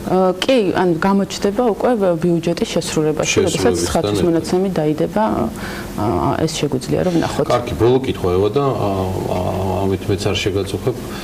რა ტიპის კორელაცია მივიღეთ ირანის ტურიზმის ტრენდიდან გამომდინარე? რატო არ მართლდებოდა ჩვენი თავისი მომოდინები? ერთის მხრივ პრობლემები და სანქციები ირანში და აქედან გამომდინარე იდეაში ველოდებოდით მეტ აქტივობას. შეიძლება ეს აქტივობა გამოხატული იყოს ადგილზე ირანელების მეტი აქტივობით, გულისხმობ ჰოსტელებს იღებენ, სხვადასხვა რაღაც მცირე და საშუალო თემებს ეწიდებიან, მაგრამ რატომ არა ტურიზმის ან ვიზიტორების მიმართულებით, რადგან პირველად ესეთი დრამატული კლება არის დაფიქსირებული.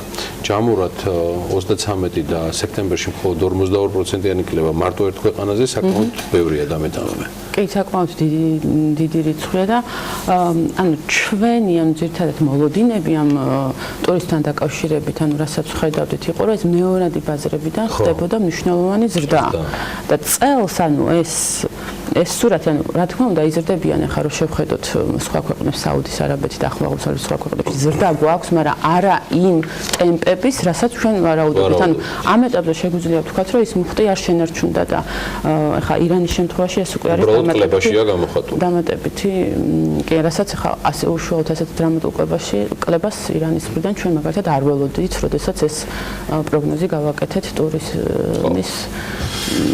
კარგი, მადლობა დიდი ევა ბოჭორიშვილს, იგი გალტენტაგარდის კვლევების დეპარტამენტის უფროსია. ჩვენ არ ვემშვიდობებით გალტენტაგარდს, ევასთან ერთად შევეგებებით ახლა მის კოლეგას, გოგა მელიქიძე გვერდება გალტენ დაგარტის სათაო ოფისიდან მე მას მივესალმები გოგა დილა მშვიდობის. ძალიან საინტერესო კვირის მიმოხილვა გიწევს. დიდი მადლობა რომ ხართ ჩვენთან ერთად. საინტერესო იმით რომ კვირა კვლავ турბულენტური იყო და რომ გადავხედოთ ძირითად მონაცემებს, რომლის ანალიტიკასაც გალტი მუდმივად ამზადებს და თქვენ ახლა მის სატელევიზიო პრეზენტაციას წარადგენთ. უმეტესობა ინდექსებისა იყო მინუსში, კლების ტენდენციით, მაგრამ განსაკუთრებით აღნიშნვის ღირსია გოგა ეგრეთ წოდებული განვითარებადი ქვეყნების ინდექსები, სადაც ამის მიზეზები თითქოს კორელაციაშია, მაგრამ სრულად განსხვავებული და თვითმყოფადურია. ყველას თავისი ახსნა აქვს. სწორედ აი ამ ახსნას ველით ტრადიციულად საინტერესო თქვენგან და წარმატებულ ეთერს გისურვებთ. დილა მშვიდობისა გიორგი, კიდევ ერთხელ მივესალმები მაყურებელს. საკმაოდ საინტერესო კვირეები ქონდა გასული 2 კვირა შეიძლება ითქვას და მოდი შევაჯამებ გასულ კვირასაც მიმდინარე წელს. ამერიკული საფონდო სოფლიოში გასულ კვირაში საკმაოდ სწორად აღნიშნე გასული კვირის მანძილზე დავინახეთ თითქმის ყველა საფონდო ინდექსის ვარდნა და მოდი ამერიკით რო დავიწყოთ. ამერიკაში ძირითადი საფონდო ინდექსები შემცირდნენ, Dow Jones-ი, S&P, Nasdaq-ი. Dow Jones-ი ყველაზე ნაკლებად შემცირდა, გარკვეული უფრო მეტი შემცირება 1%-ზე მეტი შემცირება ქონდა S&P 500 და Nasdaq-ი ყველაზე მეტი შემცირდა დაახლოებით 3%. თითოეულ თანგას ოდნავ მიმოვიხილავ ცოტა ხანში. ძირითადად რაც საფონდო ინდექსებს არ მარტო ამერიკაში გლობალურად აწვება არის საპროცენტო განაკვეთები. გასული 2 კვირის წინ ჩვენ დავინახეთ რომ ამერიკამ გაზარდა 0.25% საპროცენტო განაკვეთი. 2%-დან 0.25%-მდე და მთელი და მოლოდინი ყველაზე რთული არის ის რომ მოლოდინია რომ საპროცენტო განაკვეთები კიდევ უფრო მეტად გაიზრდება. მიმდინარე წელს კიდევ ერთი მონეტარული პოლიტიკაა ჩანიშნული და მომავალ წელს 4 მონეტარული პოლიტიკაა ჩანიშნული. გარკვეული ეკონომისტები ელოდებიან რომ ყოველ მათგანზე გაიზრდება საპროცენტო განაკვეთი ამერიკის. ზოგი ეკონომისტები იძახიან რომ შეიძლება არა ყოველ მათგანზე, მაგრამ ამერიკა მინიმუმ 3 კიდე გაზრდის საპროცენტო განაკვეთს. ერთ სიტყვით ნახოთ როგორ გამვითარდება მოვლენები. ფაქტია რომ სოფლიოში ესეთი ნულოვანი და უარყოფითი საპროცენტო განაკვეთების ეკონომიკური ხანა და ერა გარკვეულწილად თავდება და ესე ვთქვათ ამონაგების მრუდი უკვე იზრდება და ეს არის ძირითადი მიზეზი რაც საფონდო ინდექსებს ესე ვთქვათ მნიშვნელოვნად აწვება. Nasdaq-ის შემთხვევაში ყველაზე მეტი ვარდნა დავინახეთ 3%-ის შემცირდა Nasdaq-ი და წლის განმავლობაში სადღაც 13%-მდე არის გაზრდილი, როცა იყო 16%-ზე ოდნავ მეტი. Nasdaq-ის შემთხვევაში უფრო მეტად განაპირობა იმან რომ Amazon-ის აქციები დავარდა, იქ Amazon-მა ოდნავ გააძვრა თავის ბიზნესი, ასევე საუბარია რომ ესე ვთქვათ ჩინურმა კომპანიებმა მოახდენს Amazon-ის სერვერების გარკვეული დახაკვა და ამ ყველაფერმა გამოიწვია Amazon-ის ვარდნა, ეს გადაედო შეიძლება Apple-ის აქციებს და ასევე Facebook-ის აქციებიც ვარდებოდა. ყოველ შემთხვევაში ტექნოლოგიურ კომპანიებში ყველაზე მეტი ვარდნა დავინახეთ გასული კვირის მანძილზე. კარგად შედარებით კარგად გამოიყურებოდა ფინანსური სექტორის ფასიანი ქაღალდები, იმიტომ რომ საპროცენტო განაკვეთის გაზრდა ყველაზე მეტად ეს ვთქვათ ფინანსური სექტორისთვის არის კარგი, ასევე ნავთობის სექტორში მომუშავე კომპანიების აქციები იზრდებოდა, იმიტომ რომ ნავთობის ფასი გაიზარდა, ამასაც მოგვიანებით ვიტყვი დაახლოებით 1.5% გასული კვირის მანძილზე და შესაბამისად ნავთობის სექტორში მომუშავე კომპანიების აქციებიც ბუნებრივია გაიზარდა. ამერიკაში კიდევ შევხედოთ სხვა ძირითად ტენდენციებს, ეკონომიკა ისევ დამაჯერებლად გამოიყურება, უმუშევრობა დავიჯეროთ ვთქვი რომ ბოლო 45 წლის მანძილზე ყველაზე შემცირებულია 3%-ზე თუ 3.7%-ზე, ანუ საკმაოდ შემცირებულია 60 წლების შემდეგ ამერიკის ეკონომიკას ესეთი დაბალი უმუშევრობა არ ახსოვს. ამავდროულად სხვა ეკონომიკური ინდიკატორები დამაჯერებლად გამოიყურება და ეს კიდევ ერთხელ მიუთითებს მასზე რომ ამერიკამ შეიძლება ესეთი მაღალი ეკონომიკური და ოდნავ თუ დაინახა რომ ითარგმნება ინფლაციაში, საპროცენტო განაკვეთების და კიდევ უფრო მკაფიო გახდება, ანუ მოლოდინი საპროცენტო განაკვეთების და ის კიდევ უფრო ესე ვთქვათ მკაფიო გახდება და ამავდროულად აღნიშნავ ბოლოს იმას რომ ამერიკის ესე ვთქვათ 10 წლიან სახელმწიფო ობლიგაციებზე ამონაგები 3.25%-მდე გაიზარდა, რაც 2011 წლის შემდეგ ასეთი არ ყოფილა, ანუ რაც ნიშნავს იმას რომ ფასი 10 წლიან სახელმწიფო ობლიგაციებზე მნიშვნელოვნად დავარდა, იმიტომ რომ ამონაგებია ესე გაზრდილი და ეს კიდევ ერთხელ მიუნიშნებს იმას რომ ინვესტორები ელოდებიან საპროცენტო განაკვეთების დასს და ისინი ამ თვალსაზრისით თადარიგს იჭერენ. გადავალ ნავთობზე და ოქროზე. ნავთობის შემთხვევაში დავინახეთ როგორც აღნიშნეთ ბაზის და დაახლოებით 1.5% გაიზარდა ნავთობის ფასი, $74-15 ფარგლებში ივაჭრება. ორი ნავთობის ფასი გვაქვს ჩვენ ყოველ შემთხვევაში უფრო ესე ვთქვათ ჩვენ სამყაროში რომელიც ვითარდება უფრო მას უყურებთ ხოლმე და წლის მანძილზე სადღაც 23% არის გაზრდილი ძირითადად ნავთობის ფასის და განაპირობა ირანის სანქციებმა და ნავთობის ფასის დააწובה ის ეკონომიკებს რომლებიც ნავთობის იმპორტ არიან დაკავებულები და ამავდროულად გამყარებული დოლარის აწובה მათ მიმდინარე მიმდინარე ანგარიშის დეფიციტს უფრო აღრმავებს, თუ ანგარიშის დეფიციტი აქვს, მიმდინარე ანგარიშის დეფიციტი აქვს და ის ქვეყნები, რომლებიც და ის ეკონომიკები, რომლებიც ნავთობით გარკვეულ შემოსავალს პოულობენ, ეს გაზრდილი ნავთობის ფასი მათთვის მხოლოდ კარგია. რაც შეეხება ოქროს ფასს, ოქროს ფასი ოდნავ გაიზარდა, ჩვენ ვიცით, რომ ოქროს ფასი და S&P 500 ამერიკის ერთ-ერთი მთავარი ინდექსი ერთმანეთის მიმართ საპირისპიროდ ვითარდება, გასული კვირის მანძილზე როგორც კი დავინახეთ S&P-ს ვარდნა, შეიძლება ითქვას, ზუსტად იგივე მონაკვეთით, იგივე მაჩვენებლით დავინახეთ ნავთობის ოქროს ფასის დაახლოებით 1%-ზე ოდნავ მეტით გაიზარდა ოქროს ფასი, წლის მანძილზე შემცირებულია სადღაც 7%-ით, 8% იყო შემცირებული, 1%-ით გაიზარდა, 7%-ამდე შემცირებას აჩვენებს, თითქმის ზუსტად იგივე პერფორმანსი აქვს, ოღონდ საპირისპირო, რაც S&P 500-ს აქვს მიმდინარე წლის მანძილზე.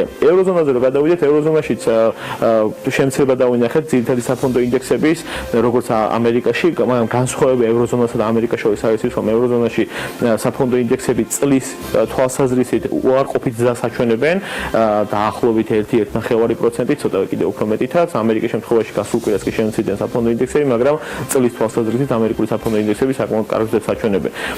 ევროზონაში ანუ S&P Stock 600, DAX, CAC 40, FTSE 250, FTSE 100, ანუ ძირითადად ევროპული საფონდო ინდექსები და ბრიტანული ინდექსები კლებას აჩვენებდნენ. ყველა მათგანი წლის თვალსაზრისით უარყოფით გზას აჩვენებს, გარდა ფრანგული ინდექსისა CAC 40-ის, რომელიც 2%-იან ზაში იყო, გასული კვირების მანძილზე ვარდნამ გამოიწვია, რომ სადღაც 0.8%-იან ზაშია, რაც ანუ შეიძლება ითქვას, რომ ანუ არაფერის და აღარ არის თუ ამერიკულ ინდექსებს შევადარებთ. ევროპას ასევე აწვევა იტალიაში განვითარებული კრიზისი, ჩვენ ვიცით, რომ იტალიაში იტალიის ახალმა ხელისუფლებამ დაგეგმა დეფიციტური ბიუჯეტი, რამაც გამოიწვია მაღალი სკეპტიციზმი, იმაზე მეტი დეფიციტი, რამაც ინვესტორები და ეკონომისტები ელოდებოდნენ, ამან გამოიწვია მაღალი სკეპტიციზმი ინვესტორებში, ამავდროულად გარკვეულწილად გამოიჩინა საკმაოდ მყარი და მკაფიო მოლოდინი მასზე, რომ საერთაშორისო საკრედიტო ორგანიზაციები იტალიის საგარეო, ესე ვთქვათ, სარეიტინგო საკრედიტო რეიტინგს შეამცირებენ, საგარეო ვალს ესე ვთქვათ, საკმაოდ გაუძვირებენ, შეიძლება ითქვას. და ამან კიდევ უფრო მეტად გამოიწვია იტალიის მიმართ სკეპტიციზმის უარყოფითი დამოკიდებულება, ამან გამოიწვია იტალიის საფონდო ინდექსის ვარდნა, ასევე იტალიის სახელმწიფო ვალზე ფასის ვარდნა, იტალიის სახელმწიფო ობლიგაციებზე ფასის ვარდნა, ასე შემდეგ და მთელ ევროპას გადაედო ეს კრიზისი და ნახოთ როგორ განვითარდება მოვლენები, რამდენად ეს საკრედიტო ორგანიზაციები, საერთაშორისო საკრედიტო ორგანიზაციები იტალიის საგარეო ვალის ესე ვთქვათ დაუნგრეიდს გააკეთებენ და ესე ვთქვათ მასზე რისკიანობას გაზდიან, ანუ სხვა შეხებით ვთქვათ ამას ნიშნავს. რაც შეეხება იტალიაში, ევროზონაში, ასევე ის ტენდენცია, რაც ამერიკაში გამოკვეთილია ზოგადად სოფლიოში, ევროპის ესე ვთქვათ გრძელვადიან სახელმწიფო ობლიგაციებზე ფასი შემცირებულია, ანუ ამონაკები გაზრდილია, რაც იმას ნიშნავს, რომ ესე ვთქვათ სოფლიოში ეს ნულოვანი და უარყოფით საპროცენტო განაკვეთები შეიძლება ნელ-ნელა მათის დავინახოთ. რაც შეეხება აზიაში რო გადავიდეთ, იაპონიაში საპროცენტო განაკვეთები, იაპონიაში საფონდო ინდექსი გასული კვირის მანძილზე დავარდა, დაახლოებით 1.5%, თუმცა წლის თვალსაზრისით ნიკეი 225 ისევ სადაც 4.5%-იან ზრდას აჩვენებს და ზოგადად იაპონიის ეკონომიკაზე IMF-ის ძახს შეიძლება უნდა შემცირდეს, იმიტომ რომ იქ გადასახადები გაზარდეს. 2%, 8%, 10%-ამდე და შეიძლება ეს დააწოს 2019-ში იაპონიის ეკონომიკის დას, მაგრამ ჯერჯერობით იაპონიის ეკონომიკაში ყველაფერი საკმაოდ კარგად გამოიყურება. აღსანიშნავია ერთი ფაქტი, რომ 2018 წლის 9 თვის მანძილზე იაპონურმა კომპანიებმა საკმაოდ ყველაზე, ანუ ისტორიულად ყველაზე მეტი M&A, ესე ვთქვათ, ყველაზე მეტი გარიგება გააკეთეს ამერიკის ეკონომიკაში, დაახლოებით 42 მილიარდის ინვესტიციები მოხდა, ესე ვთქვათ, M&A გარიგებებით, ანუ წილის ყიდვით და შესყიდვებით ამერიკული კომპანიების 177 დილი გაკეთდა, რაც ესე ვთქვათ ისტორიულ თვალსაზრისით ყველაზე მაღალი მაჩვენებელია, ეს ნიშნავს იმას, რომ იაპონური კომპანიები მნიშვნელოვნად ყიდულობენ ამერიკულ ესე ვთქვათ კომპანიებში წილებს. რაც შეეხება ჩინეთში ესე ვთქვათ დასვენების კვირა იყო, მთელი კვირის მანძილზე საფონდო ინდექსი არ მუშაობდა, ზოგადად ვიცით, რომ ჩინეთში შანხაი კომპოზიტი მნიშვნელოვნად ეცემოდა, ბოლოში ოდნავ გაიზარდა 4%, წლის მანძილზე სადაც 13-14% არის შანხაი კომპოზიტი დაცემული. ჩინეთთან თავარი თემა არის ამერიკასა და ჩინეთს შორის როგორ დაალაგდება რა ვიცით, უყურებ ამერიკამ გაუზარდა 200 მილიარდზე ჩინურ პროდუქციაზე 200 მილიარდზე მეტ ჩინურ იმპორტზე გაზარდა ტარიფები, ამავდროულად ჩინეთიც აპირებს რომ ამ ყველაფერს უპასუხოს და ზოგადად ეს ესე ვთქვათ ჩინეთსა და ამერიკას შორის სავაჭრო დაძაბულობა მსოფლიო ეკონომიკის დევს აწვება მნიშვნელოვნად და ეკონომისტები არიან ასე ვთქვათ დეტალურ დისკუსიაში როგორ განვითარდება 2019 წელს. არის მოლოდინები რომ ეს სავაჭრო დაძაბულობა ამერიკასა და ჩინეთს შორის კიდევ უფრო გამძაფრდეს 2019 წელს და კიდევ უფრო მეტად აწვევს მსოფლიო ეკონომიკურ განვითარებას. ნახოთ რამდენად ეს ვთქვათ ეს ორი დიდი ეკონომიკა ამ მიმართულებით ჩამოყალიბდება და რა გარკვეულწილად ასე ვთქვათ შეჯერდება. რაც შეეხება სხვა განვითარებადი ეკონომიკებს, ჩვენ სწორად აღნიშნე განვითარებადი ეკონომიკების ინდექსი სადღაც 4% დავარდა წლის მანძილზე საკმაოდ მაღალ კლებას აჩვენებს და ახლობით 13-14% არის შემცირებული საშუალო განვითარებადი ეკონომიკების ინდექსი.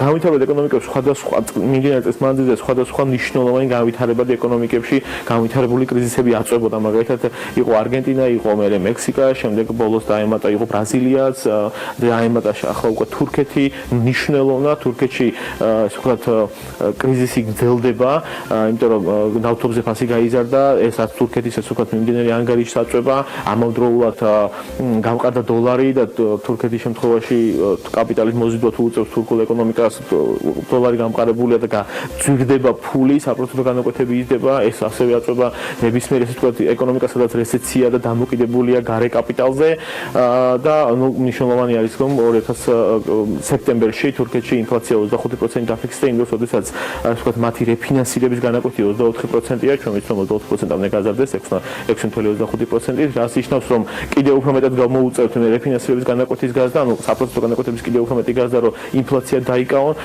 და ამავდროულად ასე ვთქვათ გამყარებული დოლარი და გაზრის საპროცენტო განაკვეთები ძალიან აწვება თურქულ ესე ვთქვათ ფინანსურ აქტივებს და მათზე ფასს ძალიან დაბლაწევს და ყოველ შემთხვევაში თურქეთში საკმაოდ მაღალი ეკონომიკური რესეცია გვაქვს და საკმაოდ საინტერესო განვითარება მომონებით ჯერჯერობით იქ ესე ვთქვათ ნათელი შუქი ნაკლებად ჩანს.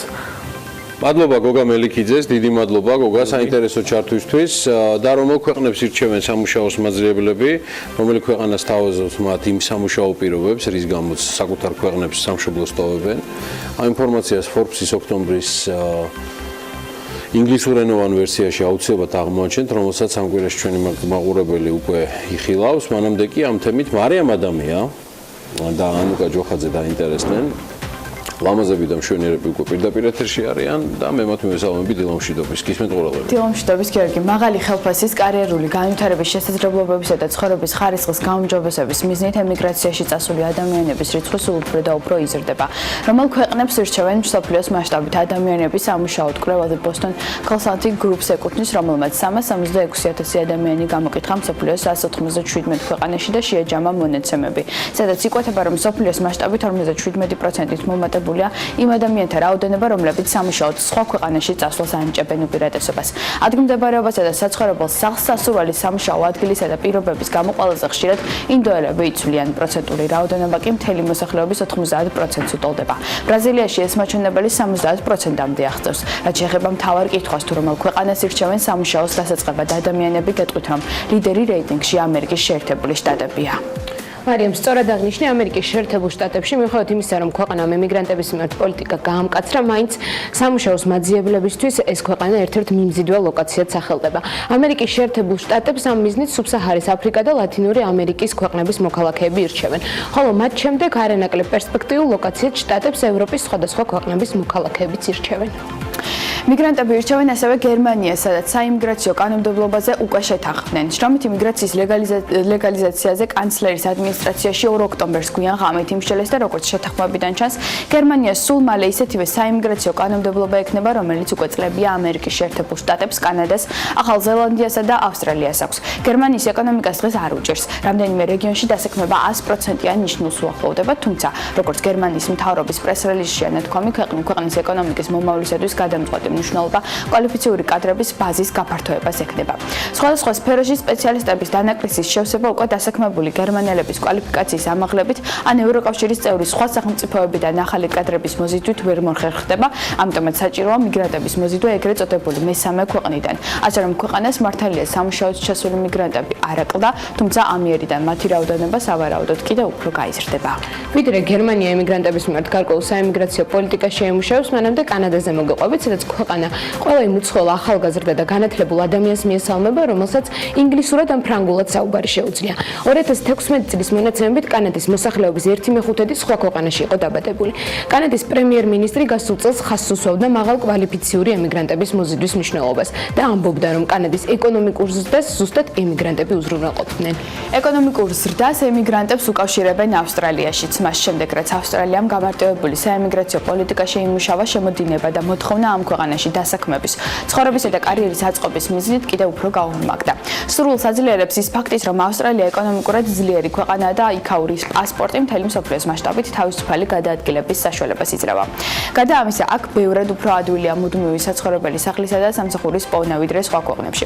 ამიტომაც მიგრანტები ხშირად არჩევენ სწორედ ავსტრალიაზე აჩერებენ. სამუშაო მიგრაცია აქტუალური თემა ასევე დიდ ბრიტანეთშიც, რადგან დასაქმების კუთხით სასურველ მიმართულებათა შორის ეს ქვეყანაც სახელდება, თუმცა ბრიტანეთი მათ მიღებაზე უარს აცხადებს და ადგილობრივი მოსახლეობაც მათ ენთუზიაზმის გარეშე ხვდება.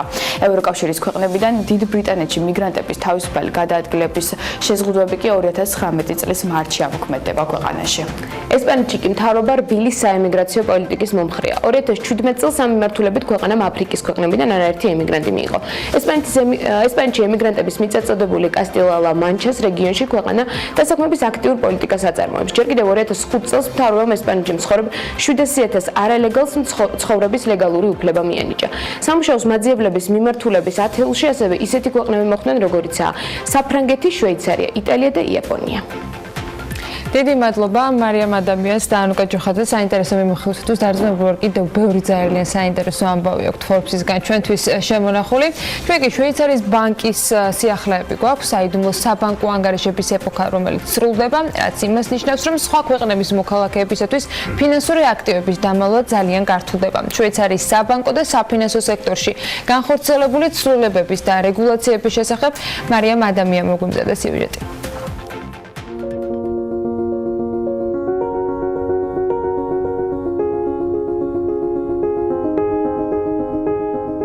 საიდუმლო საბანკო ანგარიშების ეპოქა ოფიციალურად სრულდება. შვეიცარიის ბანკმა, რომელიც ოფშორული აქტივების მართვის მსოფლიო ცენტრი იყო, სხვა ქვეყნების საგადასახადო სტრუქტურებისათვის და რეგულატორებისათვის მომხმარებლების შესახებ ინფორმაციის გაზიარება დაიწყო.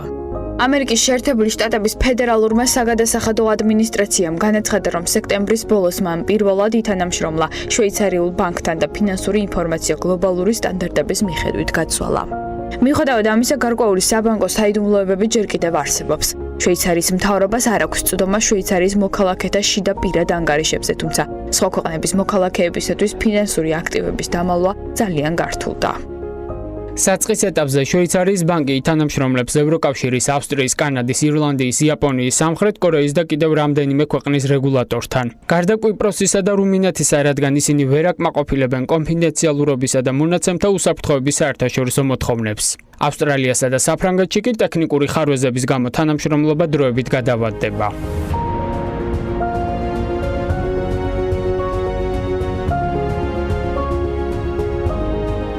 დაახლოებით 7,000 ბანკი, სადაზღვევო და სხვადასხვა ფინანსური ინსტიტუტი, რომლებიც დარეგისტრირებულნი არიან ამერიკის შეერთებული შტატების ფედერალურ საგადასახადო ადმინისტრაციაში, აგროვებენ მილიონობით ანგარიშიდან მონაცემებს და აგზავნიან შვეიცარიის საგადასახადო სააგენტოში. ინფორმაცია მოიცავს მისაკუთრის სახელს, მისამართს, საცხოვრებელი ქვეყნისა და საგადასახადო საიდენტიფიკაციო ნომერს, ანგარიშის წორებასა და კაპიტალ დაბანდებას. ყოველწლიური მონაცემების გაცვლა მომავალი წლიდან დაახლოებით 80 პარტნიორ ქვეყნამდე გაფართოვდება და ეს საშუალებას მისცემს ხელისუფლების წარმომადგენლებს შეამოწმონ და აკონტროლონ გადასახადის გადამხდელები, აკმაყოფილებენ თუ არა კონფიდენციალურობისა და მონაცემთა უსაფრთხოების მოთხოვნებს. ეს რეგულაციები ნიშნავს იმას, რომ მდიდარი ადამიანები მთელი მსოფლიოდან სიმდიდრის შენახვას ალპურ რესპუბლიკაში ვეღარ შეძლებენ და საბანკო საიდუმლოებები საბოლოოდ დასრულდება.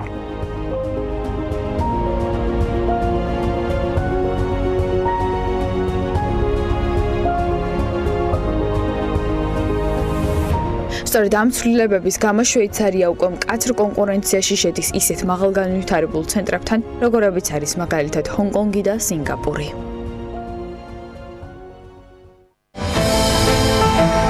ამინდის პროგნოზის სპონსორია SEU დეველოპმენტი.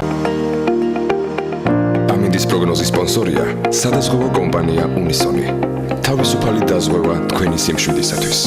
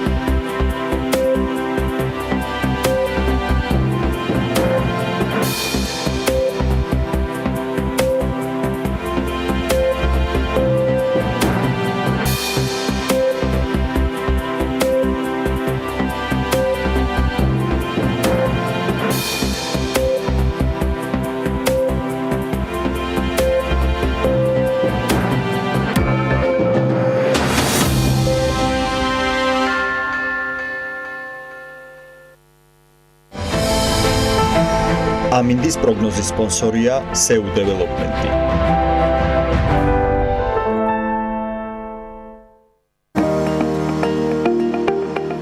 ამინდის პროგნოზის სპონსორია სადაზღვევო კომპანია უნისონი. თავისუფალი დაზღვევა თქვენი სიმშვიდისათვის.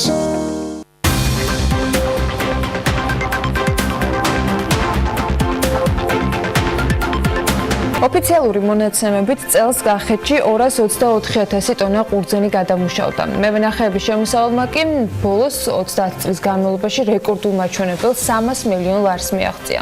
ამ პერიოდისთვის ყურძენი ღვინის კომპანიებს 21,000-მა მევენახემ ჩააბარა. მევენახეებისგან ყურძნის მიღების და გადამუშავების პროცესში კი სულ 280 კერძო კომპანია იყო ჩართული. ღირს აღნიშნოთ, რომ მთელი ამ ხნის განმავლობაში სოფლის მეურნეობის სააგენტო, სამინისტრო და ღვინის ეროვნული სააგენტო ძალიან აქტიურ კავშირზე იყო მედიასთან. საკმაოდ საინტერესოდ ხდებოდა ამ ყველაფრის გაშუქება.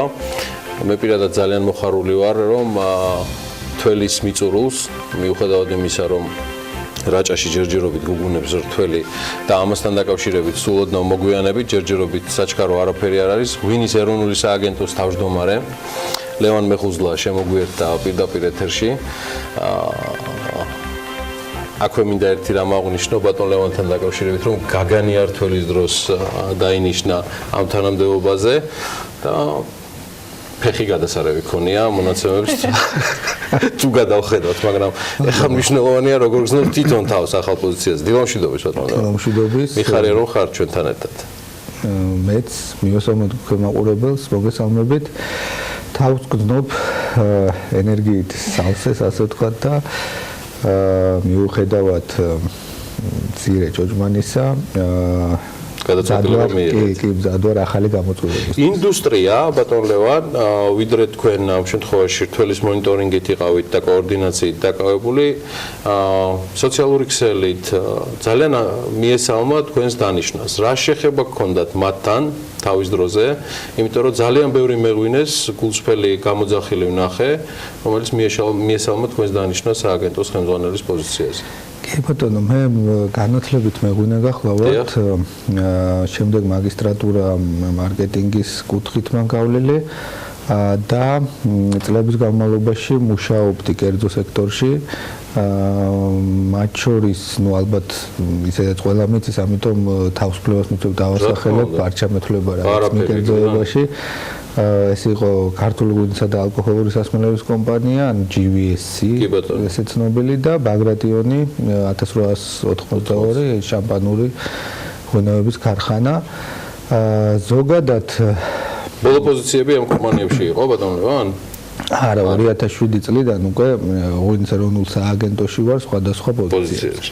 ანუ სფეროსაც ამიმართებით ცნობადობა არ აკლდათ და შესაბამისად აქედან იყო გამომდინარე ალბათ ის, რომ მუდმივად ჩვენთან კონტაქტში ინფორმაცია ყოველთვის განახლებული იყო რთველთან დაკავშირებით. სანამ თავად გლეხების აზრს გაგაცნობთ, რომელსაც ჩვენ ვიმუშავებთ და მოვიკითხოთ მათ პოზიცია, თქვენი შეფასება როგორი არის კახეთში რთველის ნაწილი, ბოლო ძალიან მოკლე შეფასება რომ მოვისმინოთ და რაჭის თემაზე ცოტა მოგვიანებით ვიკითხავთ.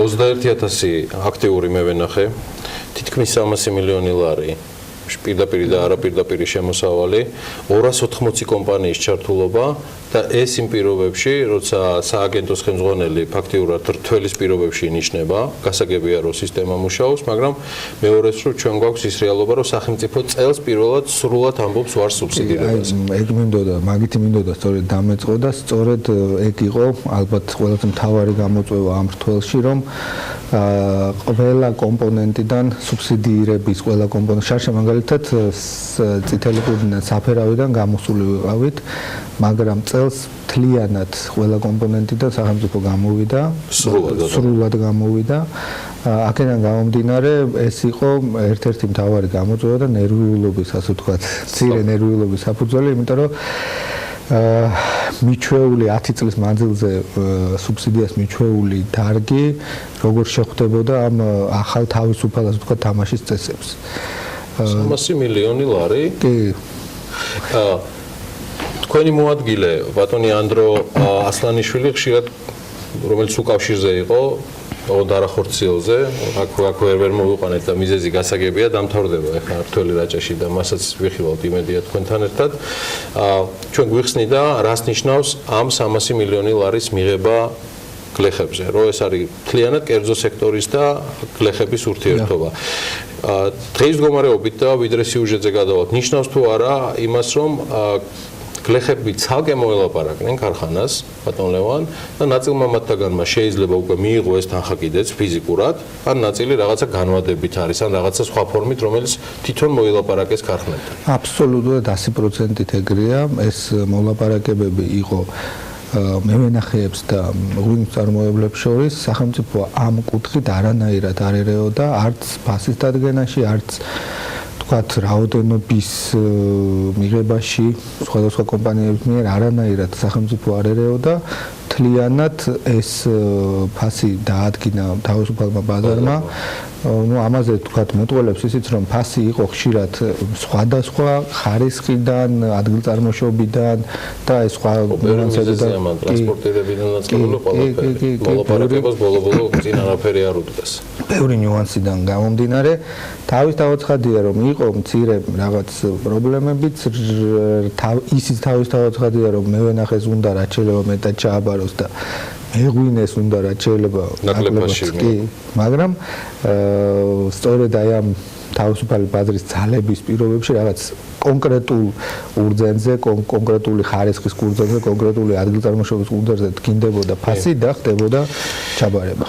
ბატონ ლევან, ჩვენ ყავს ერთი ესეთი რეპორტიორი თათია ჩაფიჩაძე, რომელიც გუშინ ვერ გავაჩერეთ დედაქალაქში და გაეშურა კახეთს, დაინტერესდა როგორ აფასებენ თავად მევენახეები 2007 წლის შემდეგ პირველად ჩატარებულ არასუბსიდირებულ ურთველს და მან არც თუ ისე შორს, მაგრამ მაინც საგარეჯოს მუნიციპალიტეტს ესტუმრა. მოდი ერთად ვნახოთ. ასეა. მოდი ერთად ვნახოთ ყველამ თათია ჩაფიჩაძის სიუჟეტი. ტყემალი უფრო კარგა იყიდება, არც მოწამლა უნდა არაფერი 2 ლარია და ეს 70 კაპიკია. გლეხინაშვილ ფასი არა ახალასწორი. წელს კახელმა მევენახეებმა 300 მილიონი ლარის შემოსავალი მიიღეს. გადამუშავებული ყურძნის რაოდენობა კი 224 ტონას აჭარბებს. სოფლის მეურნეობის სამინისტროში აცხადებენ, რომ წლევანდელი შემოსავალი ბოლო 30 წლის მაქსიმუმზეა, თუმცა საგარეჯოში ჩასულებს სულ სხვა რეალობა დაგხვდა. კახელი მევენახეები ჩივიან, რომ არასუბსიდირებული რთველის ფარგლებში ჩასაბარებელი რქაწითელის ფასი, რომელიც წელს 70 თეთრია, ყურძნის თვითღირებულებას ვერ ფარავს. ამის მთავარი მიზეზი ლარის კურსია, რის გამოც გაძვირდა როგორც საწვავი, ისე შეწამლა და მუშახელიც. მუშა გახდა 40 ლარი. იმას ხარჯი ხონდა, წამლა უნდა, 10 ჯერ, 12 ჯერ მოწამლა უნდა. წამლებ რა ფასი ღირს? ხალხს დასაკრეფია კიდე. აი წვანეები, ვაფშე მანავის წვანე ვაფშე ჩავარდა. წლეულ უკმაყოფილებიოთ, რა თქმა უნდა, კახეთში. არ ამგონია რომ კაცი იყოს და კმაყოფილი იყოს, იმიტომ ხარჯი გაიზარდა. სუბსიდია მოგვეცხდა და გაიაფთა ფაქტიურად ჩვენი მოსავალი.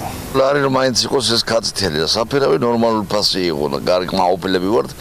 მე მაგალითად 2.55 ჩავაბარებ, თანხა მეორე დღეს თვე მივიღე, მაგრამ აი კაცთელი არა იაფია, ესე ცოტა რომ მოუმატონ კარგი იქნება. რა ფასი უნდა იყოს რომ წარმოიდგინოს? მინიმუმ ლარი რო იყოს რა, ლარიც რო იყოს ხალხი ყმაყოფილია. ოფიციალურ რიცხვებში გაზრდილ შემოსავლებს მევენახეები წლევანდელ უხმოსავალს უკავშირებენ და ამბობენ, რომ ფასი რთველის დასაწყისში მხოლოდ საფერავის ჯიშის ყურძენზე გაიზარდა, მოგვიანებით კი ისევ შემცირდა. ხან ზედმეტი ფასია პირველად, მერე დააკლებენ, მერე რას ათამაშებენ, ერთი ფასი იყოს და გლეხმა ცოტა ამაისუნთქოს, არ შეიძლება. საფერავის ფასი შეიცვალა? მაგრამ შეიცვალა, დაეცა, მაგრამ 2 ლარი გახდა, 2 ლარი და 80 გახდა, 2 ლარი გახდა. 50 კაპიკი უწამლი ყურძენი, იმაში რომ არ უნდა და რამდენი წამალი უნდა და რამდენი თანხა დაიხარჯა, კულტივაცია ესე რა გლეხმა რა იყო, მესამედი არა იყო. კიდევ ერთი საკითხი, რომელზეც მევენახეები საუბრობენ, შესაწამლის საშუალებების ხარისხია. მანავში მცხოვრებლები აცხადებენ, რომ ვაზისთვის საჭირო შხამქიმიკატები უხარისხო იყო, რის გამოც ვენახის შეწამლის რაოდენობა და ხარჯი წინა წლებთან შედარებით მნიშვნელოვნად გაიზარდა. არ იყო ხარისხიანი, კვირაში 2 ჯერ უნდა და წამლა. არ იცოდით, ინფორმაცია არ გქონდათ? არაფერი. აგროცენტრები ხო არსებობს მომსახურების? როგორ არ არსებობს, მაგრამ ისინი გეუნებიან, აი წაი ამით მოწამლე, მოიტან მოწამლი და საერთოდ ანუ ხარჯი გაგეზარდათ ვენა? რა თქმა უნდა, რა ორმაგი. და ფასმა დაიკლო კიდე 60 კაპიკში რო ყურძენ გაყიდი თითქმის 50 თეთრი კილოგრამი მოყვანა ჯდება და 10 თეთრით რა უნდა გამოგვივიდეს მევენახეებისაგან ყურძნის მიღებისა და გადამუშავების პროცესში სხვადასხვა ეტაპზე სულ 280 კერძო კომპანია იყო ჩართული. ამ დროისთვის მათთან ყურძენი 21,000-მდე მევენახემ ჩააბარა. მათმა უმეტესობამ კუთვნილი თანხა იმავე დღეს, ნაწილმა კი 2 კვირის ვადაში აიღო. მიუხედავად კომპანიების აქტიურობისა მევენახეები ჩაბარების დროს არსებულ ხარვეზებზეც საუბრობენ და მიაჩნიათ, რომ წლევანდელი რთველი არაორგანიზებული იყო. ქარხანა არ ამუშავებს ნორმალურად. ფასები დაბალი აქვს. წამლის ფასი არ გვინაზღაურდება, კრედიტები გამოტანილი. იმას ვერ ავფარავთ, რა გავაკეთოთ, როგორ მოიქცეთ. უძავნიან თელავში, გურჯაანში, ახმეტაში, მანავ ის ღვინის ქარხანა კიდე არ ამუშავებს. რატო? ხარჯი გაგეზარდათ, ანუ სხვა რა. ხარჯიც იზრდება და ყველაფერი და იქ მიხვალ ოჩერედი, აქ ერთ დღეს დაეკრება, მეორე დღეს ვეღარ ეკრება. შორია მანძილი, ტრანსპორტირება ძვირი ჯდება. შარშანდელთან შედარებით ძალიან ცუდი მდგომარეობა იყო. არა და მოლოდინი ქონდა არჩევნებთან დაკავშირებით საუკეთესო მდგომარეობა იქნებაო, მაგრამ არა, უფრო ცუდი იყო. ამ დროისთვის რთველი აქტიურად მიმდინარეობს რაჭაში, სადაც მევენახეების შემოსავალმა 10 მილიონ ლარს გადააჭარბა. ხო. ეს პრინციპში განჭრეტადი რეაქცია იყო ყოველ შემთხვევაში ჩემთვის და დიდი ალბათობით ეს არ იქნება ბოლო რეაქცია გამომდინარე იქიდან რომ სახელმწიფო მყარად დაადგა გზას არასუბსიდირებული დამოკიდებულების ამ თემის მიმართ. არა მგონია ეს თქვენთვისაც ყოფილიყო სიურპრიზი. კი, გეთანხმებით, მე როგორც გითხარით, ეს ყოველთვის ეგრეა პრინციპში, მე ვნახეს ყოველთვის უნდა ბუნებრივია, რომ უნდა მეტი, მაგრამ მე ერთი რაღაც მინდა აღნიშნო, რომ სუბსიდიიდან გამოსვლა და ზოგადად ამ დარგიდან სახელმწიფოს შედარებით ნაკლები ჩართულობა ყოველ შემთხვევაში აი ყურძნის ფასების დადგენაში და ასე შემდეგ არის ამ დარგის გრძელვადიანი მდგრადი განვითარების გარანტი. აქედან გამომდინარე ჩვენ არანაირად არ განვიხილავთ რომ შევცვალოთ ეს პოლიტიკა, იმიტომ რომ თუ დღეს დავდგებით ასე ვთქვათ მაგრად, ცოტა შეიძლება უხეშად გამომდის, ეს მოგცემს შედეგებს გრძელვადიან პერსპექტივაში 5 წელიწადში, 10 წელიწადში ეს დარგი ერთხელ და სამუდამოდ უნდა დადგეს იმ რელსებზე, რომ არ დაჭირდეს ჯარევა სახელმწიფოს ჩართულობა და ამის ნიშნები უკვე არის, ამისი პოტენცია ამ დარგს აქვს, უკვე არის მზად, ასე ვთქვათ, ამისთვის და ჩვენ თვლით, რომ მოვიდა ის დრო, რომ დარგმა თავის თავს მიხედოს. სანამ სარეკლამო პაუზაზე გავალთ, ამ კომენტარებიდან არ ვემშვიდობებით, რა თქმა უნდა, ამ კომენტარებიდან გამომდინარე, რამ პატარა შედარება მინდა გავაკეთო. თქვენ აღნიშნეთ და გასაგები იყო გარემოსაცო და სოფლის მეურნეობის სამინისტროს წარმომადგენლების მხრიდან, მათ შორის მინისტრის ამ სააგენტოს ხელმძღვანელობის მხრიდან ფასთან დაკავშირებით ამ დრომდე თავად არც ერთი რიცხვი და არც ერთი თანხა დასახელებული არ ყოფილა, ესეც თავისუფალი ბაზრის პრინციპებიდან გამომდინარე. თუმცა იყო შედარება, რომ შაშალდელთა შედარებით წელს მაინც ძვირად იყო შედარებით უფრო მაღალი იყო ფასი რიგ შემთხვევებში. ამ გლეხების პრეტენზიების საპასუხოდ მინდა კიდევ ერთხელ მოვისმინო დადასტურება შარშანდელთა შედარებით ფასები თავისუფალი ბაზრის პირობებში ყურძენზე საშუალო რა ვიყოთ, იმიტომ რომ გასაგებია რომ სხვადასხვა ხარისხს და სხვადასხვა ჯიშის ყურძენს მოთხოვნიდან მათგან ნაწარმოები ღვინის ფასიდან გამომდინარე სხვადასხვა ფასი ექნება, რა თქმა უნდა. საშუალო რომ თქვათ წელს უფრო ძვირი იყო ყურძენი თუ უფრო იაფი. საშუალო ფასი წელს ყურძენი უფრო ძვირი იყო, თუმცა ამ სიუჟეტიდან და ჩანს და ესეც არ არის დასამალი. ეს ხდება ძირითადად წითელი ყურძნის საფერავის ხარჯზე, გამომდინარე იქიდან რომ ღვინოზე, წითელ ღვინოზე, ქართულ წითელ ღვინოზე ბევრად მეტია მოთხოვნა. ანუ ღვინოზე მოთხოვნა შემდეგ ადგენს ყურძენზე მოთხოვნას.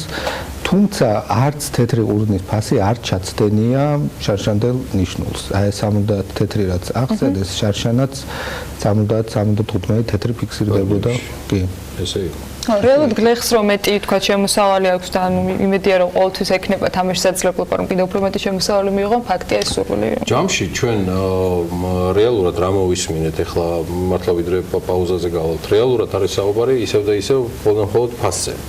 ანუ ფასი არის ამ შემთხვევაში თავარი პრობლემა და თუ გამოვჩა გამისწორე მე ჩამბარებელი ქარხნების საკითხთან დაკავშირებით დავსვა მაშინ კითხვას იყო ამაზე რაიმე პრობლემა კი იყო ბოლოს ერთ-ერთი რესპონდენტი ამბობს რეალურად დატვირთვიდან გამომდინარე მუშაობდა თუ არა ყველა ქარხანა თუ ეს უკვე ინდივიდუალური კერძო თქვა თავისთავად ხადია რომ ესეც ინდივიდუალური კერძო კომპანიების გადასაწყვეტია.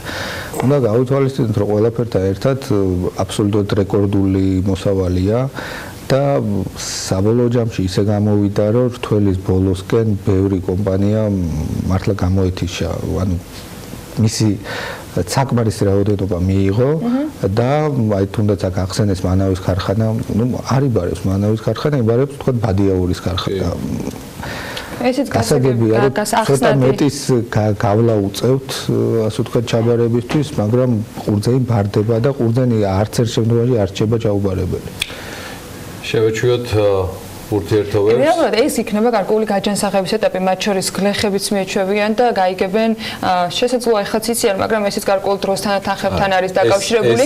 რაზე არის მოთხოვნა და რომელი ვენახი უნდა გააშენოს? ნარკოდამოკიდებულების ეფექტივისავით არის, როცა უბრალოდ შანსი არის, რომ განსხვავებით სხვა შემთხვევისგან, რასაც ყოველს უსურვებ, რომ ეს მავნეჩვევა გადააგდო. ხო, მე მახსოვს სრულად სხვა კულტურაზე ატამზე იყო საუბარი, შარშანდელი ჩვენი სტუმარი ამბობდა, რომ განსხვავებული ჯიშის ატმის შემოტანა მან გაუზარდა რამდენჯერმე შემოსავალი, იმიტომ რომ ტყემლის კულტივაციის მოწოდებით დაიწყო ერთ-ერთმა ფერმერმა საუბარი. კარგი, ზოგადად ვიდრე გლეხები გვეყოლება და არ გვეყოლება ფერმერების სხვა პრობლემაში ვართ, მაგრამ აქამდე მივალთ. მოკლე პაუზა, ლევან მეხუზლა რჩება ჩვენთან ერთად, ღვინის ეროვნული სააგენტოს თავმჯდომარეს და ჩვენ თითოეულ ჩვენთანგან შემოგვიერთდება რაჭიდან პირდაპირ ჩათვარზე სულ მალე მისი მოადგილე ანდრო ასლანიშვილი, რაჭის თემასაც მიმოვიხილავთ, მე ერთგვარად გავაკეთებთ უკვე შევაჯამებთ გუშინდელ განახლებულ სტატისტიკას, რომელზეც საუბრობთ გადაცემის დასაწყისში ექსპორტთან დაკავშირებით, რამდენიმე წუთში დაგიბრუნდებით.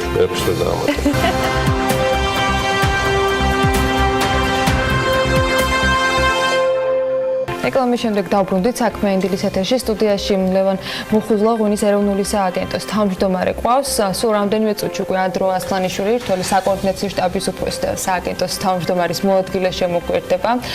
მოდი რაჭაზე გადავინაცვლოთ უკვე და მე მგონი შეგვიძლია რომ ბატონო ანდროსაც დაუკავშირდეთ. ბატონო ანდრო, თუ გესმით ჩვენი ხმა, მოგესალმებით. მესმის მოგესალმებით. ანდროს ყოველთვის კარგად ესმის, რაღაცა თველის მადლი გადმოდის და აი უკვე დავინახეთ უკვე ფიზიკურათაც. დილამშვიდობის ბატონო ანდრო. დილამშვიდობის. როგორ ბრძანდებით, როგორ მიდის საქმეები? კარგად, ამინდების მხრიდანაც მინდა აღნიშნო არის ძალიან ისეთ ხელშეწყობა, კარგი ამინდებია, რაც საშუალებას იძლევა, რომ დროულად დაბინავდეს მოსავალი. გადაიარა თუ არა ყველა ტიპის ბიზკომუნიკაციიდან გამომდინარე ნერვიულობამ და შფოთვამ რაც იყო და როგორ მიდის თვითონ პროცესი ბატონო ანდრო?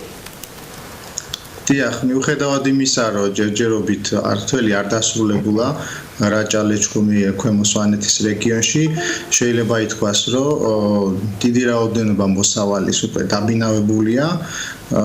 მაჩვენებელი თვითონ გადამუშავებული ყურძნის მხედველობაში მაქვს ალექსანდრიული მოჯურეთული ჯიშის ყურძენი არის ასევე ძალიან მაღალი, გასულ წელს 800 ტონამდე იყო ასული, ხოლო ამ წუთის მონაცემებით 1497 ტონა გადამუშავდა და ამბროლაური საკმაოდ პატარა ქალაქია მოგეხსენებათ და ხშირად ხვდებით ძალიან გახარებულ მევენახეებს ის ადამიანები, რომლებიც მე მეცნობა იმ საპროტესტო აქციების მხრიდან ძალიან კარგ განწყობაზე არიან, კმაყოფილები არიან და ჩვენ ძალიან გვიხარია ეს ამბავი. ანუ უნდა ვივარაუდოთ ამ განწყობიდან გამომდინარე, რასაც თქვენ აკვირდებით, რომ ის რაღაც პრობლემური მონაკვეთი მის კომუნიკაციიდან გამომდინარე, როგორც აღნიშნე, გადალახულია. კი ბატონო, აბსოლუტურად ასეთი შეგრძნება მაქვს, ამის გადამოწმება შეიძლება უშუალოდ შეიგრძნობა ამბროლაურში კეთილგანწყობა. ჩვენ ყოველ შემთხვევაში ვისაც მე ხა წელს პირველად ვარ თველში, მაგრამ ზუსტად ვიცი დარწმუნებული ვარ, რომ თველი ყოველთვის ემოციური მომენტია, ნებათაღელვა ადამიანებს აღელვებ თავიანთი მოსავლის დაბინავების ბედი. შესაბამისად ეს ყველაფერი გასაგებია და ჩვენი მხრიდან აუცილებლად მოგოთხოვება თმენის ვალდებულებაც და ყოველთვის კეთილგანწყობა მევენახეების მხრიდან რაოდენ კრიტიკულებიც არ უნდა იყვნენ ჩვენს მიმართ. ცალსახად. როგორ ხდება ბიზნესი პროცესს, ბატონო ანდრო, თქვენი შეფასება უმრავლესობა მევენახეების გარდა ბიზნესის და გადამამუშავებელი ქარხნების მიმართაც მაინტერესებს რაჭაში, რამდენად მობილიზებულნი არიან და რამდენად ეფექტურად მოქმედებენ ამ შემთხვევაში საიმისოთ, რომ არ იყოს არანაირი რაღაცა დროში გაწელვა პროცესში.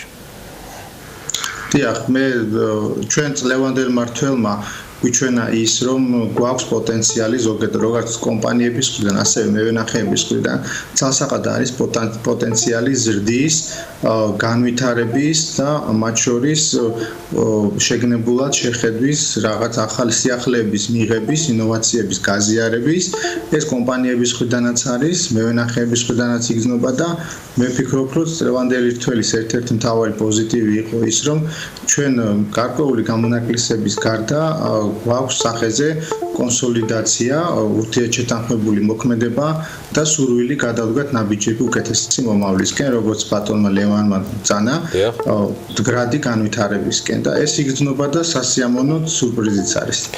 ბატონ ლევანთან ბოლოს რეზუმირებას ვაპირებ და ექსპორტის სტატისტიკის შეჯამებასაც, მაგრამ თქვენთან რეზუმირების და ეპილოგის ნაწილში ბატონ ანდრო ესეთი თემა ჯამში როდის დასრულდება სრულად რთველი რაჭაში და რა მაჩვენებლებს ელით, ანუ საპროგნოზო მაჩვენებლები, რომელიც ამ წუთში თქვენს ხელთ არის, იმ წინასწარი გადამუშავებული სტატისტიკიდან გამომდინარე, რაც თუნდაც ამბროლაურის მაგალითზე ბრძანეთ, რა მაჩვენებლებზე გავდივართ?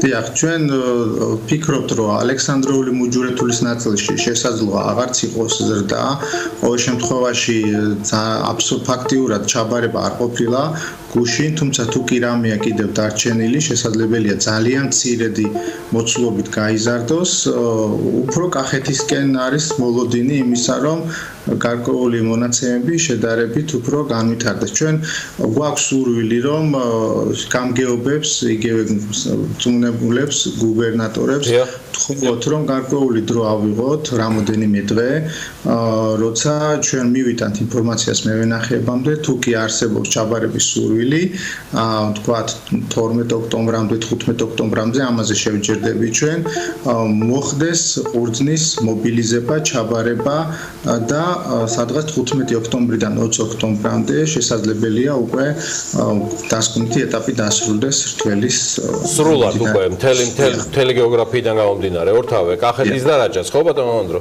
დიახ. გასაგები. ანუ 15-დან 20-მდე ველით. კარგი, მადლობელი ვარ ჩართვისთვის და მუდმივად ყოფნისთვის კავშირზე წარმატებები ანდრო ასლანიშვილს. დიდი მადლობა თქვენ. მადლობა. რთველი საკოორდინაციო შტაბის უფროსი იმავდროულად ღვინის ეროვნული სააგენტოს თავმჯდომარის მოადგილეა, თავმჯდომარე კვლავ ჩვენთან სტუდიაშია. ლევან მეხუზლასთან ვაგრძელებთ საუბარს. ანუ პრინციპში ახლა რაიმე დადასტურება არ მინდა, მაგრამ როგორც ჩვენ მოვისმინეთ და ეს ალბათ უკვე ცალკე ახალი ამბავია, 15-დან 20 ოქტომბრამდე გავიგე, ანუ და შენ და კახეთი გავიგე. შენ და კახეთი გავიგე, რომ ჯიჟდები ამ კახაძე, ვიცი, კითხავ ეხლავე, რომ 15-დან 20 ოქტომბრამდე გვექნება საბოლოო მონაცემები მთელ რთველის პროცესზე, ბატონ ლევან. ანუ იქ დარჩენილია ცაგერის რაიონი, ტვიშის ყურძენი, ცოლიკაურის ჭიშის ყურძენი, რომელიც ტრადიციულად ცოტა გვიან არის ვიდრე ხვანჩკარა. ხვანჩკარის მიკროზონა ჩვენი მონაცემებით თითქმის დაკრეფილია და აი ბატონმა ანდრომა დაადასტურა, რომ აღარ ხდება ამ ყურძნის ჩაბარება. ანუ რაჭა-ლეჩხუმის რეგიონში ლეჩხუმის ცაგერის ცოლიკაურია დარჩენილი და საგარეჯოში არის დარჩენილი მცირე რაოდენობა. ის შეხსენება, რაზეც თქვენი მოადგილე საუბრობდა ეხლა, ბატონ ლევან, მოხდება არა მხოლოდ რაჭაში, არამედ კახეთშიც, იგივე საგარეჯოში ყველგან, რომ თუ რაიმე დაგჭათ, მობრძანდით ჩვენ მზადავართ ჩავიბაროთ. ანუ ყველა შტაბში, სადაც თქვენი წარმომადგენლობა არის გახსნილი და არა მხოლოდ რაჭაში. გასაკურველია. ყველგან. ანნა ლაპიაშვილი და კახეთი, ქალბატონებო და ბატონებო, მოусმინოთ კითხვას და არა მხოლოდ კახეთი, საუბარი იყო ეგრეთ წოდებულ დასეტყვილ ყურძნის შესყიდვაზე და შემდეგ აუქციონზე გამოტანასთან დაკავშირებით.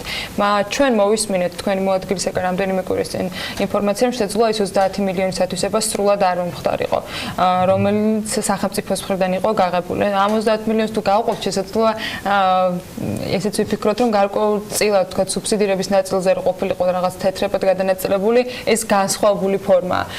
ჯამში რა ხდება, რა მოხდა ამ ნაწილში და რამდენი არის ათვისებული სახელმწიფოს მხრიდან გაღებული თანხისა და აუქციონზე გატანის მხრივ თუ შედგა უკვე აუქციონიც, რომელიც ისევ არა, რასაკვირველია, იმიტომ რომ აუქციონი შედგება შემდეგ, როდესაც ეს პროდუქტი გადამუშავდება. დასრულებული არ არის ამჯერ. ხო, უნდა დაღვინდეს და თან დაზიანებული ყურძენია პრინციპში ის ხდება სასპირტე მიმართულებით, საბრენდე მიმართულებით. მისი გადამუშავება, ანუ ჯერ უნდა ღვინო დამზადდეს, შემდეგ ეს ღვინო უნდა გამოიხადოს და დამზადდეს საბრენდე სპირტი, ღვინის სპირტი. გამოცდილებით ყურძენი ჩაიპარეთ ამისათვის და რა თანხა იყო ათვისებული? სამწუხაროდ მე ხა ზუსტად ვერ გეტყვით ამას, არ მაქვს ეს ბოლო ინფორმაცია, თუმცა ჩემი ამის ერთ-ერთი მიზეზი ის არის, რომ თქვათ ღვინის ეროვნული სააგენტოს არ ეკუთვნის ის თქვათ საწარმო, რომელიც იბარის სახელმწიფო საწარმო და ღვინის ეროვნული სააგენტოს გავლით არ ხდება ეს პროცესი. ამიტომ ცოტა გვიან მოდის ხოლმე ინფორმაცია, თუმცა ჩემი ინფორმაციით ნახევარიც არ არის ჯერ ათვისებული, აი მაგ თანხით. კი. ანუ ესეც ცოტა ხანში გვეცოდინება და ექსპორტის ნაწილზე გადავიდეთ. გუშინ გამოქვეყნებული ინფორმაცია, რომელიც ჩვენს მაყურებელს საქმიანი დილის დასაწყისში გავაცანით, ყველა იმ ბაზრის მონაცემი, რომელიც ჰქონდა ხუთეული და მოკლედ ყველა მიმართულება საქართველოს მეოთხე ადგილზე არის ხოთაშორის მსოფლიო რეიტინგში ღვინის ექსპორტის ნაწილში. თქვენი მოლოდინები მომავალი წლისათვის და გეგმებით როგორი არის? მომავალი წლისათვის ხო ჯერ შევაჯამოთ ეს 9 თვე. ესე იგი ღვინის ექსპორტი მასში ადგინა თითქმის 60 მილიონი ბოთლი, უფრო ზუსტად 59,500,000. ყველაზე მნიშვნელოვანი რაც არის სტაბილური და კერძოდ ამ შემთხვევაში წინა წელთან შედარებით 13%-იანი და მაგრამ რაც უფრო მნიშვნელოვანია და მე პირადად უფრო მახარებს, რომ თანხით არის ზრდა უფრო მეტი 22%, ანუ საშუალო ფასმა ქართული ღვინისა თალსაღად მოიმატა. ასევე მინდა აღნიშნო, რომ მიუხედავად იმისა, რომ რაოდენობით ჯერ კიდევ საკმაოდ ვართ დამოკიდებული იმ ჩვენ ტრადიციულ ბაზრებზე, თანხის მხრივ მათი ასე ვთქვათ წილი კლებულობს და მზადია სხვა ალტერნატიული ბაზრები არატრადიციული და ასევე რაოდენობითაც თუ მთლიანი ზრდა იყო 13%, როგორც თქვი, მაგალითად რუსეთში ზრდა იყო 10%, ანუ უფრო მეტი ზრდა მოხდა სხვა ბაზრებზე, რაც ასევე ძალიან მახარებს და ჩემთვის პირადადაც და ამ დარგისთვის მე მგონი ძალიან მნიშვნელოვანია, რომ ეს ტენდენცია შენარჩუნდეს, არა იმიტომ, რომ რაღაც კონკრეტული ქვეყანა, არამედ იმიტომ, რომ ზოგადად რაც დივერსიფიცირებულია შენი ბაზრები, მით უკეთეს. და რაც ნაკლებად იქნები, ნებისმიერ ქვეყანაში თუ გინდა ამერიკის შეერთებული შტატები იყოს, თუ გინდა რუსეთი, თუ გინდა იაპონია, რაც ნაკლებად იქნები ერთ ქვეყანაზე დამოკიდებული, თავისთავად ცხადია, უკეთესია. აქედან გამომდინარე, ჩვენ გავაგრძელებთ იმ ხაზს, რასაც წელსაც თქვათ ვაკეთებდით, გვაქვს გამოყოფილი სტრატეგიული ბაზრები. ეს არის თქვათ ამერიკის შეერთებული შტატები, დიდი ბრიტანეთი, ევროკავშირი, იაპონია, ჩინეთი და გავაგრძელებთ ჩვენი რესურსებიდან გამომდინარე ქართული ღვინის ცნობადობის, ზოგადად ქართული ღვინო ამ ბრენდის თავისთავად ცხადია, რომ ეს აი თუნდაც წლევანდელი წითელი ყურძნის ფასებიდან გამომდინარე ეს თავისთავად მოხდება. გარდა ამისა, ჩაიდო რამდენიმე მზადდება, ცვლილება რამდენიმე რეგულაციაში, მაგალითად სიტყვა დავარგებულის გამოყენება გახდება რეგულირებადი. ანუ თუ ეტიკეტზე დააწერ სიტყვა დავარგებულს, მინიმუმ 6 თვე უნდა კონდეს დავარგებული ხის გასრში. ძირითადად მუხის გასრებს გამოიყენებენ ხოლმე, თუმცა ანუ ეს ყველაფერი რეგულაციებში მოექცა. ხო, ანუ ესეც გამოიწვევს გარკვეულწილად კორექციას. ანუ ჩვენი თავისთავად ცხადია, არ მივდივართ იმ გზით, რომ რაღაც ხელოვნური ბარიერები ვაწესოთ ფასის მხრივ, თუმცა ჩვენი მიზანი არის ხარისხი, სტაბილურობა და ამ მიზანს ემსახურება აი ცვლილებები რეგულაციებში მათ შორის, რაც თავის მხრივ გამოიწვევს ფასის კიდევ უფრო ზრდას და მე ვთვლი რომ ქართული ღვინოს აქვს პოტენცია რომ იყოს უფრო ძვირი და უფრო ხარისხიანი. მე კიდე მგონია რომ ჩვენ არათუ პოტენციალი ვალდებულება გვექნება რომ ბატონ ლევან მეხუძლა ღვინის ეროვნული სააგენტოს თავმჯდომარე ზუსტად 2 კვირაში მოვიწვიოთ თავის გუნდთან ერთად გადაცემაში რომ ერთად შევაჯეროთ აი აქ მონაგარი საქმიანი დილის სტუდიაში წლევანდელი თვლისა და თქვენი შემდგომი გეგმებისა ბაზრების დივერსიფიკაციაზე და ხარისხის დასაწყისად და აქვე მინდა მაინც თქვა აი ბატონ ანდროს და იმ კოლექტივს იმ გუნდს მინდა მადლობა გადაუხადო ვინც აი ამ არასუბსიდირებული რთველის ასე ვთქვათ შტაბში მუშაობდა ყოველდღიურად კახეთში რაჭაში და ასე შემდეგ ღამეებს ათენებდა და უწევდა კოორდინაციას აი ამ ყველაფერს. ლევან მეხუძლას მადლობა. ჩვენ სულ მალე რამდენიმე წუთში დაგიბრუნდებით უკვე რეკლამით. რეკლამა მალე გაივლის. შემდგომ უკვე კიდევ ერთი საკმაოდ საინტერესო თემა.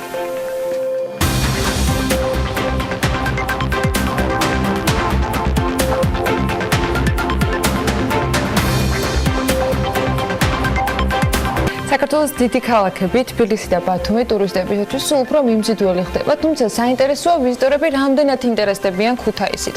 ამ თემით ანუ კაჭოხაძე დაინტერესდა, რომელმაც მოაგროვა სხვა სტატისტიკური ინფორმაცია იმასთან დაკავშირებით, თუ როგორია ინტერესი ამ ქალაქების მიმართ და რამდენად არის შექმნილი ტურისტებისათვის პირობები, რაც მათ ქალაქში მეორე დაბრუნებისათვის ჭირდებათ. რომელი ქვეყნის მოქალაქეები სტუმრობენ ყველაზე ხშირად ქუთაისს და იზრდება თუ არა მათი რაოდენობა წლიდან წლამდე.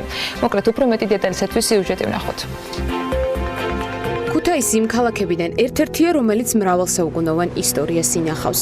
ტრადიციული კერძები, უძველესი შენობები და ადგილობრივი კულტურა. ეს ის მთავარი მახასიათებლებია, რის გამოც ქალაქს ტურისტები სტუმრობენ. ქალაქში ვიზიტორების რაოდენობა განსაკუთრებით ბოლო წლებში გაიზარდა, საერთაშორისო აეროპორტის საშენების შემდეგ. სექტემბერში აეროპორტში მგზავრთნაკადი 63%-ით გაიზარდა. ამ წლის 9 თვეში კი ქუთაისის საერთაშორისო აეროპორტი 420,386 მგზავრს მოემსახურა, რაც წინა წლის ანალოგიურ პერიოდთან შედარებით 39%-ით მეტია. ქუთაისის ტურიზმის საინფორმაციო ცენტრის ინფორმაციის ბოლო 1 წლის განმავლობაში მათი მომსახურებით ყველაზე მეტმა, დაახლოებით 4196-მა გერმანიის მოქალაქემ ისარგებლა. გერმანიას კი ისეთი ქვეყნების მოქალაქეები მოსდევენ, როგორებიცაა პოლონეთი, რუსეთი, გაერთიანებული სამეფო და საფრანგეთი. ვიზიტორების საერთო რაოდენობა, რომელიც ტურიზმის საინფორმაციო ცენტრს ესტუმრა სექტემბერში 3407 იყო და ეს შაშანდელ სექტემბერზე 1734-ით მეტია. ტურიზმის მნიშვნელოვანი შემადგენელი ნაწილი და საბინავებელი ადგილები ამ მიმართულებით ქალაქში საერთო ჯამში 153 ასეთი ადგილია, საიდანაც 13 მაღალბიუჯეტიანი, 45 საშუალო ბიუჯეტიანი და 77 დაბალბიუჯეტიანი სასტუმროა. ამასთან ტურიზმის საინფორმაციო ცენტრის მონაცემებით ქალაქში 3 აპარტამენტი, 1 აპარტ-ჰოტელი, 63 საოჯახო სასტუმრო, 64 სასტუმრო, 4 სასტუმრო სახლი და 18 ჰოსტელია. ქუთაისის მერიის ცნობით სულ ცოტა ხანში ქალაქს ტურიზმის ცენტრის ვებგვერდი ექნება, სადაც სასტუმროებზე, კვების ობიექტებზე და ღირსშესანიშნავ ადგილებზე ყველა სახის ინფორმაცია განთავსდება. მათივე ინფორმაციით მიმდინარეობს მოლაპარაკება, რომ ქუთაისის ტურიზმის ცენტრი იმერეთის რეგიონული ტურიზმის ცენტრი გახდეს, საიდანაც ძირითადი ტურების დაგეგმა მოხდება და ქუთაისი ერთგვარი ტურისტული ჰაბი იქნება იმერეთის რეგიონში. მომავალი წლიდან ქალაქის ბრენდინგიც იგეგმება, რომელიც სხვადასხვა მიმართულებით კვლევების ჩატარებას მოიცავს, რაც როგორც ქალაქის მერიაში აცხადებენ ქუთაისის ტურიზმის მიმართულებით სტრატეგიული სამოქმედო გეგმის შემუშავებაში დაეხმარება.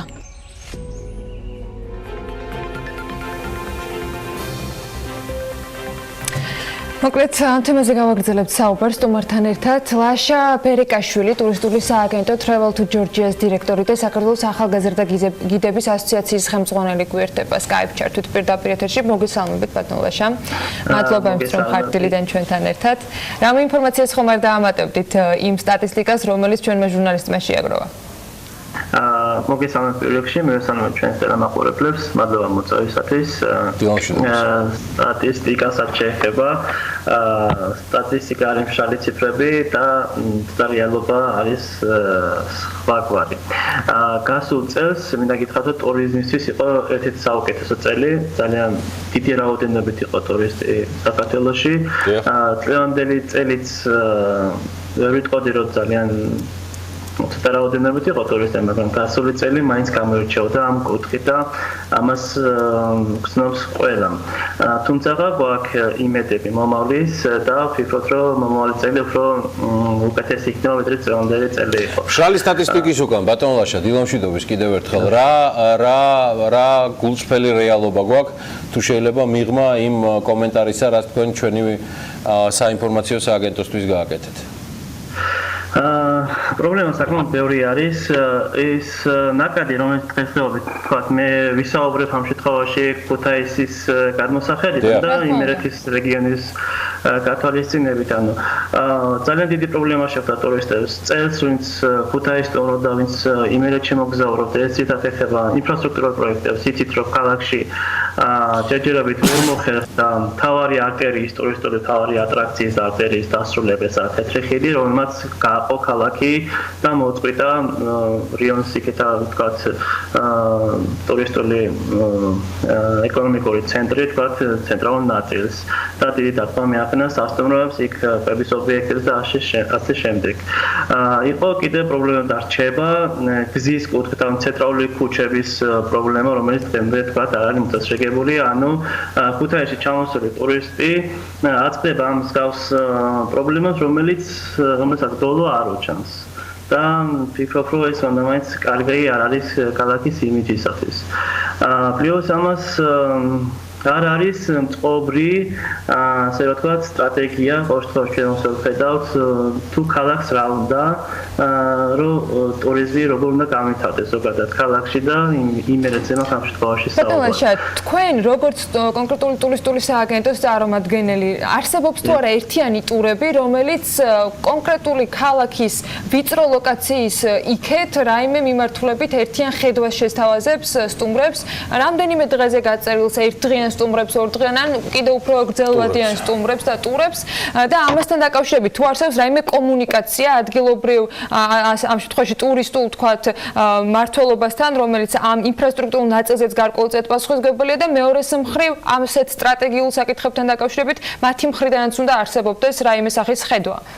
კეთილი, ჩვენ ისეთი ტურები გვაქვს, არა მარტო ჩვენ, არამედ სხვა ტურისტულ სააგენტოებსაც, იგივე თქვათ სასტუმროებს, კერძო ჰოსტელების თავაზობენ ტურებს ქუთაისსა და ქუთაისთან ახლო მდებარე ქალაქებსა და რაიონებში, მაგრამ როგორ რაღაცა იცით, ის ტური, რომელიც თქვათ მე 2-3 წლის წინ შევთავაზე ტურის, და მას სურს კიდე განმეორებით ჩამოვიდეს იმერეთში და ქუთაისს ესტუმროს, ხო?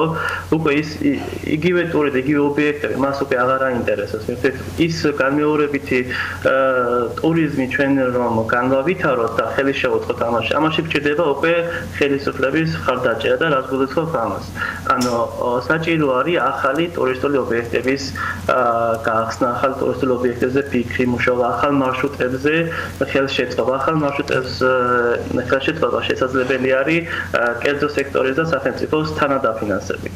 რაც შეეხება ახალ ტურისტულ ობიექტებს, ეს წინდაწყების ანუ ხელისუფლების გადასაწყვეტი საქმე არის. გულისხმობ მაგალითად კინჩხის ჩანჩქერის პროექტი, რომელიც წელს მაისში უნდა დასრულებულიყო და მოგცემდა შესაძლებლობას, რომ განმეორებითი ტურები გავაკეთებინა მემართულებით, ასევე ეს არის ნავენახების ღვინე, რომელიც უნდა გახსნილიყო ასევე მაისის თვეში და სამწუხაროდ დღემდე არის გახსნილი და თეთრამღვიმე, ეს არის უნიკალური ღვინე წყალტუბოში, რომელსაც გააჩნია ასე ვთქვათ ესეთი კითხვა მაქვს, ბოლო კითხვა, ამით ჩვენ უნდა დავასრულოთ, იმიტომ რომ დრო იწურება. თუ ქუთაისის ტურიზმის მიმართულების ხელმძღვანელთან რამდენიმე დღის წინ მქონდა საუბარი და ჩემს კითხვაზე არის თუ არა, ან შეუძლია თუ არა რაიმე გითხრას ხედვა იმასთან დაკავშირებით, რითი შეიძლება იყოს განსხვავებული ქუთაისი და რა შეიძლება შესთავაზოს თლიანმა იმერეთმა განსხვავებული, რაღაცა ეს კონკურენტული უპირატესობის მომენტი, პასუხად მე ვერაფერი ვერ მივიღეთ. თქვენ როგორც კერძო სექტორის და ბიზნეს გაერთიანების წარმომადგენელს, ხომ არა გაქვთ რაიმე იდეა ან ნაფიქრი ამ თემაზე, რითი შეიძლება იყოს განსხვავებული, თუნდაც რეგიონალურ ჭრილში ქართული ბუნების მრავალფეროვნებიდან გამომდინარე, მიღმა ტრადიციულად ჩვენი მაგარი სამზარეულოსი, უფრო მაგარი ღვინის, ალბათ უფრო მაგარი ბუნების, ხო? ეს ყველაფერი გასაგებია. კონკურენტული უპირატესობა რა შეიძლება იყოს ქუთაისის და იმერეთის, ამაზე თუ არის ნაფიქრი? ესე გეტყვით რომ ქუთაისი უკვე არის უნიკალური განსხვავებული იმ კუთხით რომ ქუთაისთან ახლოს არის ყველაზე მონახულებადი ტურისტული ატრაქცია მაგრამ ამ ატრაქციებს გულისხმობს უნდა გაუმჯობესება და ჭირდება ახალი დამატებითი ატრაქციების შეთავაზების შესაძლებლობა მაგალითად ქუთაისში არის ერთადერთი საქართველოს სერვისი ეს არის ჯომარდობა ქალაქის მონაკვეთზე რომელსაც ჭირდება ხელშეწყობა ინფრასტრუქტურული მიმართულებით და ამისი გაპიარებაც და ბევრი სხვა რამ რაც სამწუხაროდ ჯერჯერობით ქუთაისში არ კეთდება და მინდა მიმართო ტურიზმის დეპარტამენტს რომ ქუთაისს რაღაცნაირად დაუთმოს თავის სამუშაო დროის დიდი ნაწილი გულისხმობს სემინარების ჩატარება, ტრენინგების ჩატარება, ადგილობრივ წარმომადგენლებს რომ შევხვდეს და მოისმინოს ჩვენი ხედვები და ჩვენი პრობლემები მათ შორის. გასაგები, ანუ მე როგორც მივხვდი, ბოლო რემარკიდან კომუნიკაციაც დიდად არ აქვს ადგილობრივ მმართველობასთან. ისეთი საჭირო როგორც უკეთესი რო ყოფილიყო. აგრეთ გვინდა ქუთაისში მეტი ინფოტურის ორგანიზება, მეტი ჩამოსული ასე ვთქვათ ტურისტული სააგენტოს წარმომადგენლები საქართველოში, მეტი დრო რა დაყო ქუთაისსა და მის შემოგარენში, ასევე ქუთაისში გჭირდება ჩვენ ტურისტული ბაზრობის გაკეთება, რომელიც სამწუხაროდ რამოდენიმე თქვენ გაქვთ იდეები და არ გყავთ ჯეროვანი მოსმენი. შეიძლება ასე თქვა, ისე ითქვა. ლაშა მე ვაფასებ თქვენ დიპლომატიას, ამ შემთხვევაში უკვე ჩემი კითხვები წარემართება სხვა ბენეფიციარებისკენ, რომელთანაც აუცილებლად მოვკითხავთ ამ თემას. ცხადია თქვენთანაც ვშევებით კავშირზე და მე მადლობელი ვარ იმ კომუნიკაციის, რაც არის თქვენს და ჩვენს გუნდ შორის. ეს იყო ლაშა ბერეკაშვილი. გარდა იმისა, რომ ლაშა არის ტურისტული სააგენტო Travel to Georgia-ს დირექტორი, იგი საქართველოს ახალგაზრდა გიდების ასოციაციის ხელმძღვანელია და მისი ხმა ხშირად იქნება გაგებული BMG-ს ეთერში და ყველგან. ამით ჩვენ შეგვიძლია საქმიანი დილა დავასრულოთ. დიახ, ანა მეცხრეცაზეა სიხარულით. იმ მარტივი მიზეზის გამო, რომ ის უკვე მიეცემა განსხრომას BMG-ს გუნდის სხვა წევრებთან ერთად და გააგრძელებს შრომას ხვალინდელი უკეთესი დღისთვის, რომ საქმიანი დილაც და ქალების ნარატივის და სხვა თემების მოგიმზადოთ. ეხლა ბოლო წუთები აქვს საეთეროს, რომელიც გაგიჟებულია, ისე ელოდება, რომ მე დავასრულო საიმისოთ, რომ გადავიდეს ნიუსზე და როგორც ჩვენმა ექსპერტმა ბექა შარაშიძემ უთხრა, ეს ასწრაფოდ გასაკეთებელია, რადგან მას ძალიან სერიოზული ინფორმაციები მიუწოდებია. არ გემშვიდობთ გიორგი, ქალების ნარატივის ეთერში. ქალების ნარატივის დაბრუნდებით მალე. ოღონდ მანამდე საინფორმაციო სამსახურის გამოშვება 11 საათზე დაელოდეთ დარჩიტავე პირველზე.